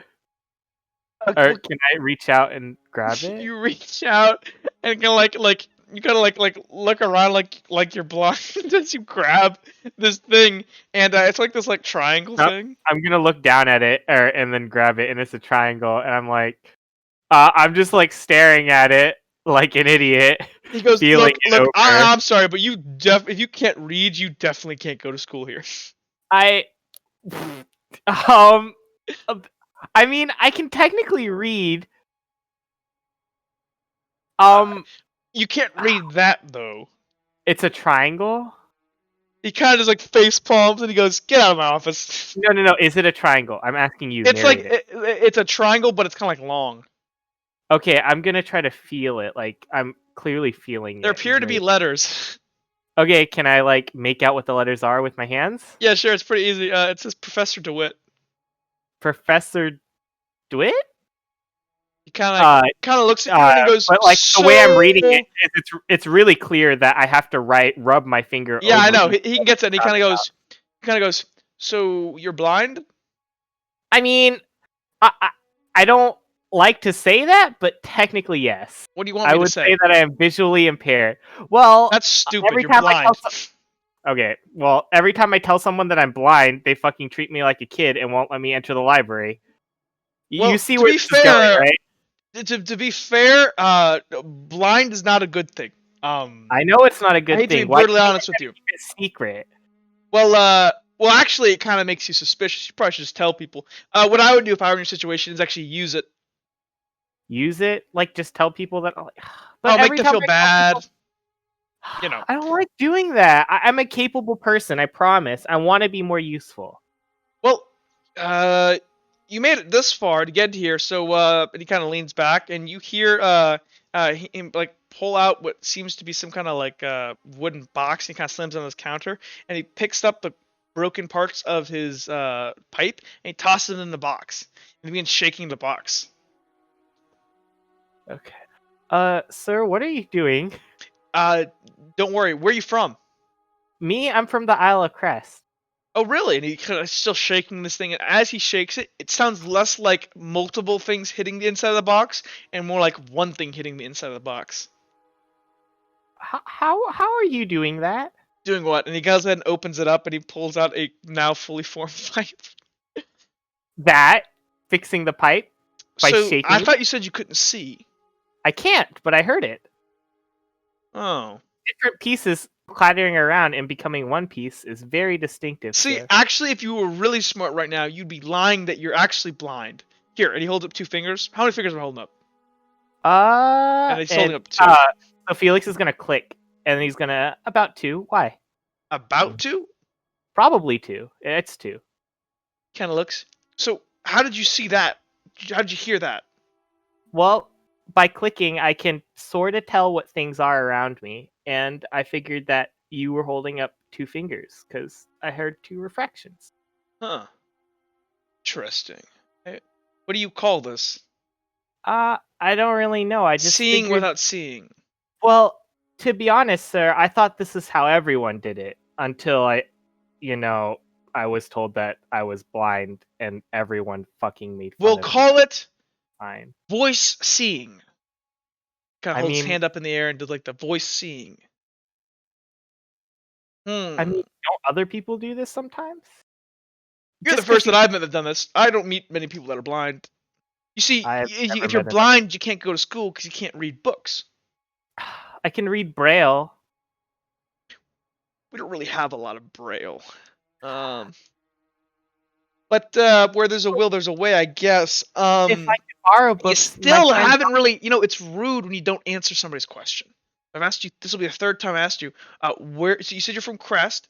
Can you tell me Yes. more about it? Wait, I didn't answer. I mean, I suppose. Like, The Isle of Crest is an island. It's I think it's east of this place. yep. How was home? Like, How why is are you home? here? Because I don't get little kids wandering in very often. I mean, there's I that one kid that wanders in here, but we keep kicking him out. So, can you explain to me why you're here? So I'm assuming that my town is famous in the news for what happened to it, right? Sure. Okay. Let's actually name it real quick. What do you want to name Yeah, it? I don't know. That's what I'm thinking. So, you want to say it's a majority were-rat population?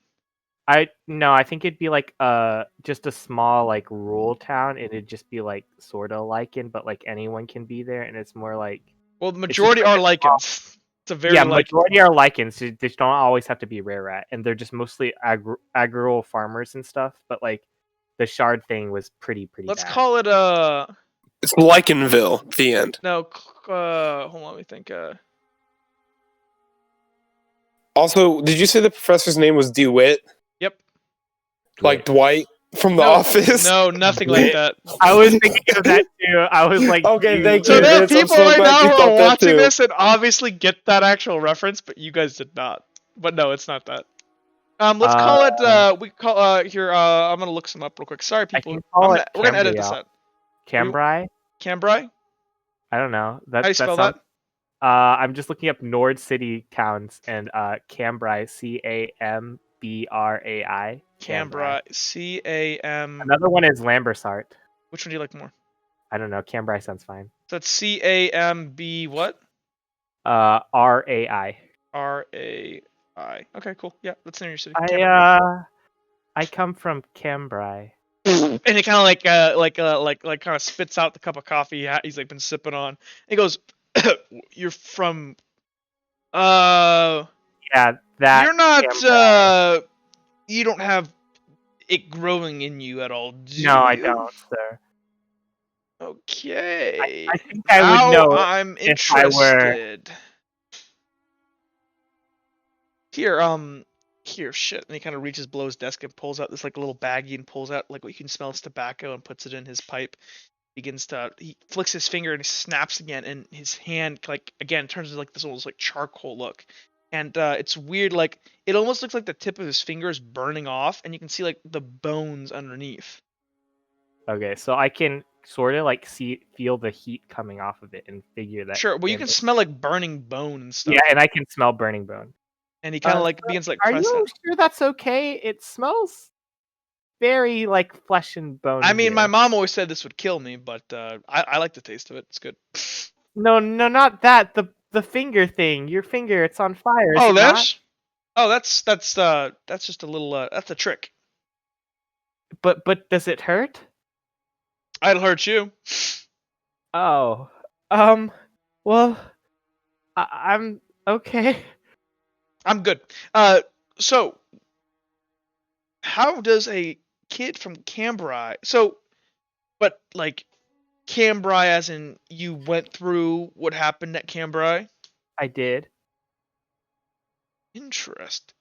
And he kind of whips out. You hear like the scuffling of paper and stuff, and you hear like this large like as he brings out this like large scroll like binder. He goes, "So tell me about that. How did that? I'm Professor DeWitt, by the way. I know, Professor. You showed me your name tag or nameplate. Yeah. I didn't get your name. My name is Felix Sagelte. Like I said, I come from Cambrai, and I am the sole survivor. He like sighs, like as if it's hard to say this. And he looks like he's like trying not to think about it very hard. Interesting. So tell me, what was that like? Well, sir, it wasn't fun. I will tell you. Do this. Tell me from your perspective, from the beginning, every detail. Well, I can tell you how I survived. Sure. I was, as you know, I'm blind, but I didn't. How do I put this? Fit in. I didn't want to tell you or anyone that I was blind because I was always picked on as a kid. And even in school, a lot of times the kids would pick on me and, you know, they would bully me and push me away. Okay, So boo-hoo. You one were a weird nerd kid. So continue.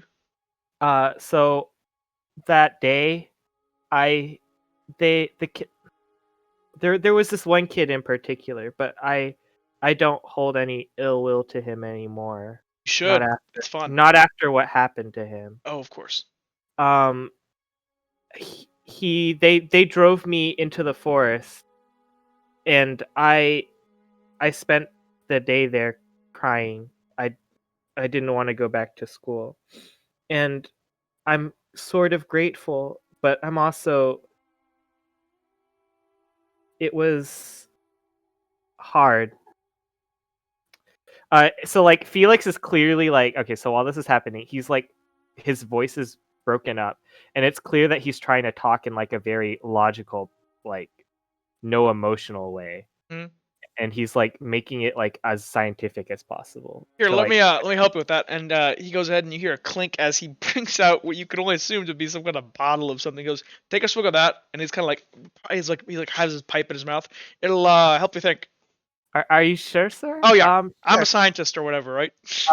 So Felix is gonna take the bottle and drink it, and what's it taste like? It's harsh. Is it alcohol? Yeah, make me a strength check. uh, You're not gonna vomit, but I just want unless you crit fail. No, you didn't. Okay, well I you didn't get a succeed, but you didn't I'm get a gonna have 4. Felix. No, He's gonna you didn't. cough really hard. No, Just you didn't get a cough! 4. You didn't get a 4. I should have told you that. That's a difficult task because you're chugging liquor and trying not to get like inebriated. So yeah, like, and you feel like this warm feeling kind of rush over you. Felix, what kind of drunk are you? Are you sad drunk? No, he'd probably just be like a chill drunk.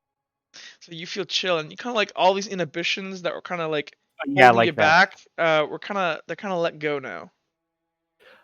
So, fucking Darren, he drove me into the woods. See, now you sound smart because you're cussing. Because he was like, oh god, he was awful. But honestly, we made up afterwards. But he But died, right? yeah, he did. Oh, And that's just how it is. Like, it's how it is in life. When I came back, the entire village had been raided. It smelled terrible. It was, oh god. I just want to ask how you guys made up if he died. Huh? Oh, you don't know what shards is, Jake, so you don't know yet.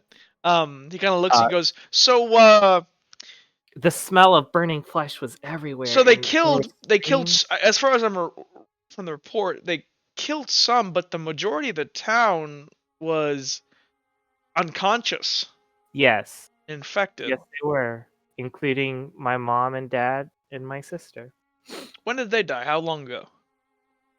Wait, how long do shards take to incubate? I forgot. It depends. It's very Okay. random. Then I'm gonna say- It seems to track. It seems the more in pain and the less healthy you are, the faster it grows. Almost like so it's trying to like. It's 3 almost like it's months tracing to- with your illness. Like the worse off you are, the faster it like grows. Like it's trying to eke out as much pain before you die.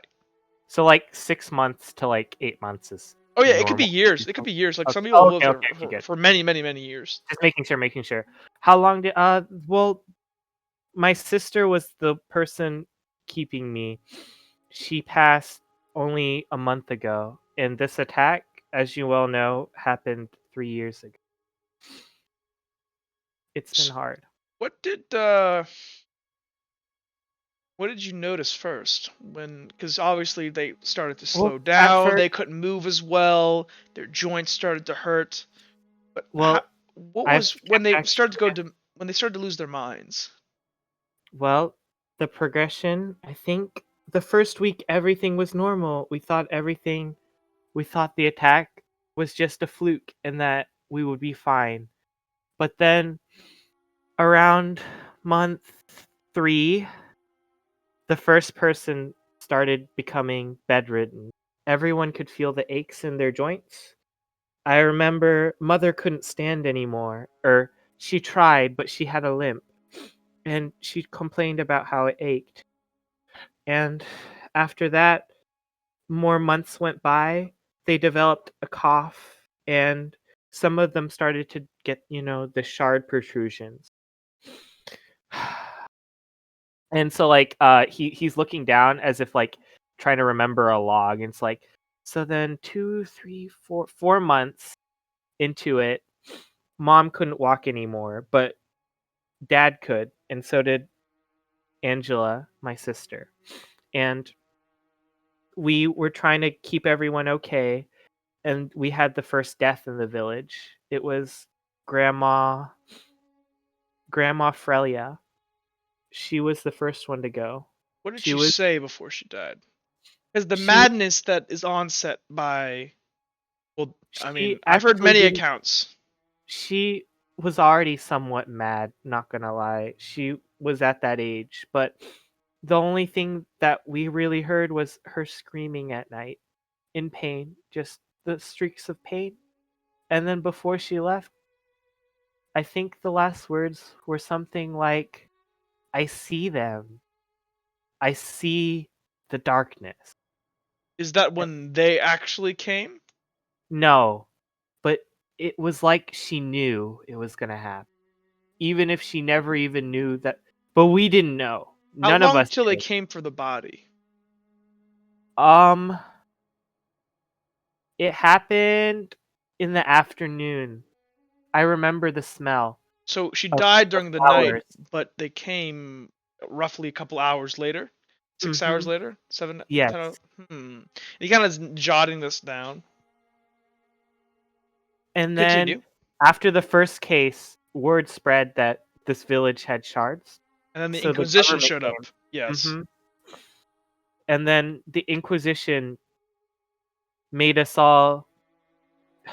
They made us all get tested, and then found out that everyone was doomed. Well, almost everyone. And he like holds up his hand. And then but I wasn't allowed to leave. I couldn't leave. After all, my parents needed me, and so did my sister. And I was determined that even if I really was blind and I couldn't do anything, that would make sure that their last moments were at least somewhat better. Oh, God.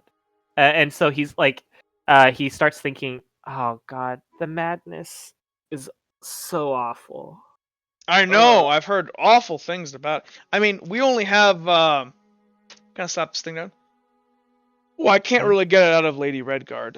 She doesn't like me. But we have, I think, 1, 2 active cases. I think it's 1 or 2 in the city. She won't tell me the identities. I think it's somebody in Yellow Belly. I've been trying to ascertain. I'm quite interested in this the visions and the madness. And the void walkers that come afterwards for the bodies. You see, I think, and he kind of looks around the room. And by the way, anything if you disclose any of this information, this is all copyright or whatever. And if you disclose this, I'll sue your ass. I'm a kid. Do you think anyone would believe me? I had uh, such a hard time even getting into this place. I mean, you fooled me. Fooled you? That's what manner speaking. Gosh, lighten up. Take another swig. Okay. But And he does. Whoa, my quite. head's feeling really woozy. Yeah, it should. It's odd.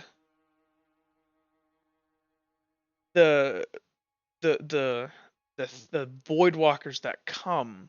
You see, I don't think that it behaves like no other disease, right? It doesn't make any Yeah. sense. It doesn't spread. I It doesn't try thought of to. it more as just an unfortunate tragedy. It's It's just almost like a easier to curse. think about it that way. Yes. Well, sir, I wouldn't really know about curses, but that's why I'm here. I Well, I know a lot about But if curses. It's one of I my couldn't help specialties. I couldn't help my sister or my mom or my dad or anyone in the village, but I will. I'll learn to help somehow. I don't care if you don't think that I can. I don't care that I'm blind, and I Well, I don't don't. care that I'll be honest. I it, don't think you can, but I'm not going to stop you from trying. And besides, I care less about your academic prowess and more about your first-hand experience. Um, look, and he's kind of like leaning back and kind of like playing with his pipe in his mouth. I'll make you a deal. Um, you come to me with any of these ideas, more ideas. And you mean accounts. I can introduce you to the right people. This whole reading thing problem you got to figure out some way to fix that, or either have somebody else read for you or something. Maybe got to make some money and hire somebody because I can just tell you right off the bat, with the books as rare as they are, the ones that you'll need to read in order to do whatever. So real quick, are you trying to more of a medical career or more of a magic career, or Well, somewhere in between? Because they're not exactly the same. There is overlap. I Um, was hoping to get into the medical career, but if learning magic can help me heal people, then I will do that immediately. oh, it can, it can. I actually worked with Lady Redguard on Lady developing blood. Redguard is someone I want to be. Since the moment I met her, Listen to me when here, she kid. gave She's she not was all healing. dandelions and look. I've known her. I went to school with her. Okay, and let me just tell you. Here, hand me that fucking thing. And he points to the bottle of liquor. Okay, he does. He I feel like he kind should of takes over. a hearty chug and goes, "Oh God, where was I? Yeah. Let me tell you. That she can be a real biatch. Okay. That woman, fucking." And he kind of just like, Gregorian kind of leans back in his chair and he goes, "But damn, is she good at everything she does? God damn it! Just sitting there listening. What do you have to Yes. say?" Well, I mean, I find that if I don't know something, the first thing I need to do is listen to what other people have. And I know I have a lot to learn. See, But honestly, I'm the loudest person, and that usually works. But that's a good way to start. Look, I'll thank you for what you giving me here. This is very, very helpful. Um, uh, if you think of anything else, you come here, and I'm gonna go ahead and talk to some people. Got midterms here in a minute. Well, I have papers to grade for my students, but you want to come back to me in a week or so? oh, that'd be lovely, sir. I think that this is the first breakthrough that I've had since coming to this Oh city. well, to be fair, I can't get you enrolled. You're not old enough. Of course, Um, but I don't care. Being here, being in this environment, that's the first step I need. well, in that case, you need to jot some things down. Here, and he hands you a piece of paper. Oh, right. Um, I you I have really friends. gotta figure out some way to read because you're I gonna. have friends. I'll figure it out, sir. Okay. It says meet me here back here on Saturday. This is technically my day off. Um, but they have classes over the weekend sometimes I for see. certain students. So you know Lady Redguard, but Yeah, I know Veronica. what makes her? I thought she was a great person. What makes her She so? is. She is. But she's just too perfect, and you can never you're never enough. If you know what I mean. And he takes another chug out of his thing. It's See, I went down with her into those tombs, and I was there with her when we Tombs? found the tombs. What tombs? Oh, don't tell me you don't know about the tombs under Redwall, No, this is the first time I've the been Siren here. tombs. This is the first time I've been in this Holy city. I've shit. only been here for a Look, week. look, look, look, look, look. the sirens that lived here before, they had these massive networks of tombs that ran underneath what is now Redwall. But this used to be an entire other capital. And their fucking queen, what was her name? The Witch Queen, whatever.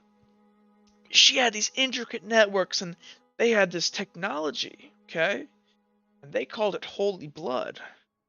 But I mean, they thought they got it from some kind of god or something like that, the moon or whatever. But they were obsessed with these fertility rituals. It was crazy. But me, Veronica, and a couple other scholars back in the day went down there, and we were just students like you. Well, you're not a student. Mm-mm. You're not a But student. I will be Possibly, if you can learn to read. eventually. Maybe. Slim chances. Who knows? But we went down there and we found something down there. And he kind of leans back. We found their holy blood and about how they made it. And that's what I mean, magic and medicine. You see, Veronica, she had the knack for magic and everything, but combined that knack with some serious medical knowledge, and well, she reverse engineered it, and that's the strains that we use today of blood healing come from what we found down there 100 years ago.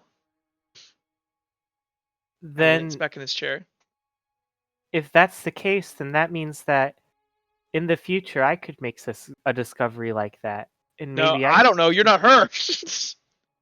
You're not her. Well, it doesn't matter if I'm not her. If I'm not her, then I'll strive to be her. You can try, but God, she It was doesn't just matter if it amazing. You takes should my have whole seen life. her.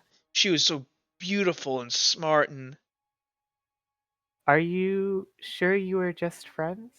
Oh, according to her, you asked her, but she always Oh. had a thing for I don't know, fucking retards. But kind of looks at the bottle. Shit, we drank a lot. Oh. I suppose we did. They boned. I think I've said too much here. Disregard that last bit, but I promise I won't tell anyone. remember sir. a week, and he kind of gets out of his chair here, and he goes, and so there's the door, and he kind of begins to like, pick you up and lead you to the door. So Felix is gonna get up and stumble a little bit. It's like, whoa. Oh God, everything See, feels it doesn't. It does. woozy. Okay, you'll be fine. Come on, go. Okay. Felix is Just gonna like one just foot in walk front to of the the other, back. and don't fall down the stairs. And Okay. if where did you get the alcohol from? What alcohol, sir? Exactly. And he closes the door. Oh, and a week from now, remember. Yes, of course. He holds the paper that Yep. has like his name on it. Hmm. All right.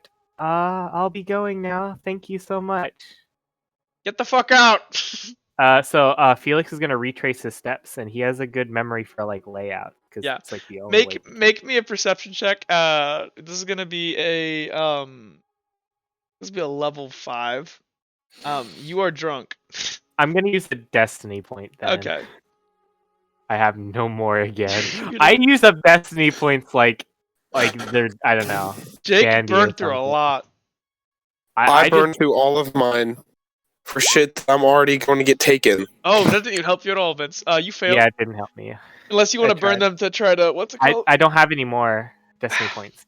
Yeah, so Vince, you make it a bit and here, let me drag you. It's just better that I didn't completely fail, so that means I didn't fall flat on my face down the stairs and Well, die. you didn't succeed. But you kind of make your way around, but you can't once you kind of find your way outside, but you can't really find your way out of Bergenworth now. You're really I'm just stumbling lost, around. and you stumble around, and you just eventually end up sitting in like you're just laying next to the water fountain, kind of on the side, just like arms spread out, looking up at the clouds. Okay. It's like oh God, the world's spinning and the too world's much. Spinning Let's take a break. Yeah. So yeah. Okay. You're gonna be stuck there for a minute. Make me a strength check. Oh, This is going to be a level I don't 4. have any. I can't. I can't even succeed that. Okay, I never mind. can't succeed that no matter what happens. Yep. So you're just kind of being enumerated for a bit, and as you are, people are like walking by you and stuff on the side here and stuff, and eventually at some point here, uh, where is he? Where's your boy? Where's your boy?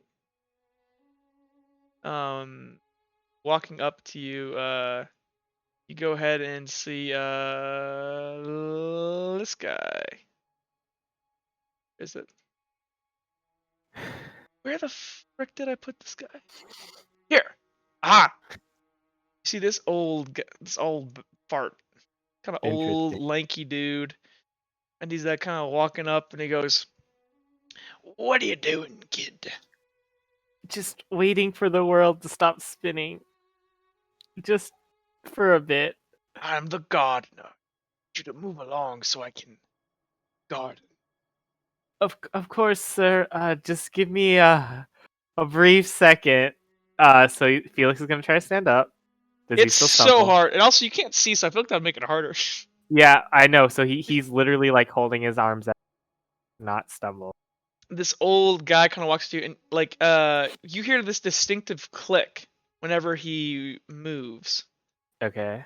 This distinctive click on the Is it ground. from it? It's yeah. So it's like, sir, do you have a peg leg?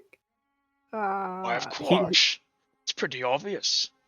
Yeah, it really is. Oh God, that sound, it hurts my head. Toughen up, Why did this happen? because you drank too much. Who gave you the alcohol? I was told to say what alcohol. Told by who? I've said too much. Sounds like a jackass response. I've been told by the professor not to say. Ah, Professor. Oh, He, I mean, yeah. not what. No professor gave me any alcohol, sir. I will best be on my way. And he's gonna try to walk off on his own, only to stumble this way. You kind of like stumble and fall into the grass. You kind of feel like you're kind of like laying there in the grass, just like, and you're like, oh my gosh, the grass is it smells so freaking Just good. so snuff and so nice. Yeah, and you kind of like slide in the wet grass. Just on my back, just be like, eh. You just hear. This is so comfortable. You just hear. And you feel like this like I want to call strong a guard on this guy. this strong hand like grasp you by your coat and like drag you up on his shoulder, and he goes, "Where do you live?" The Weeping Anvil. Where's that? I've never heard of that. It's somewhere out of Bergenworth. I'm so sorry, sir. Well, then we'll sober you up and get you home. And I only he had, drags like- you over here on his shoulder, and he's kind of strong he's like this tall, lanky looking guy. He told me it would help me talk. Can you? He You didn't want to say smell? it would make it this bad. Do What? you want to know? Because you don't know what race he is right now. Yeah, I'll try to smell him, I guess. Yeah, go ahead. Make me make me a perception check. That's gonna be Okay. a level 4, or Hey, I drunk. beat You it. did it. This guy smells like a lichen. Ooh, okay.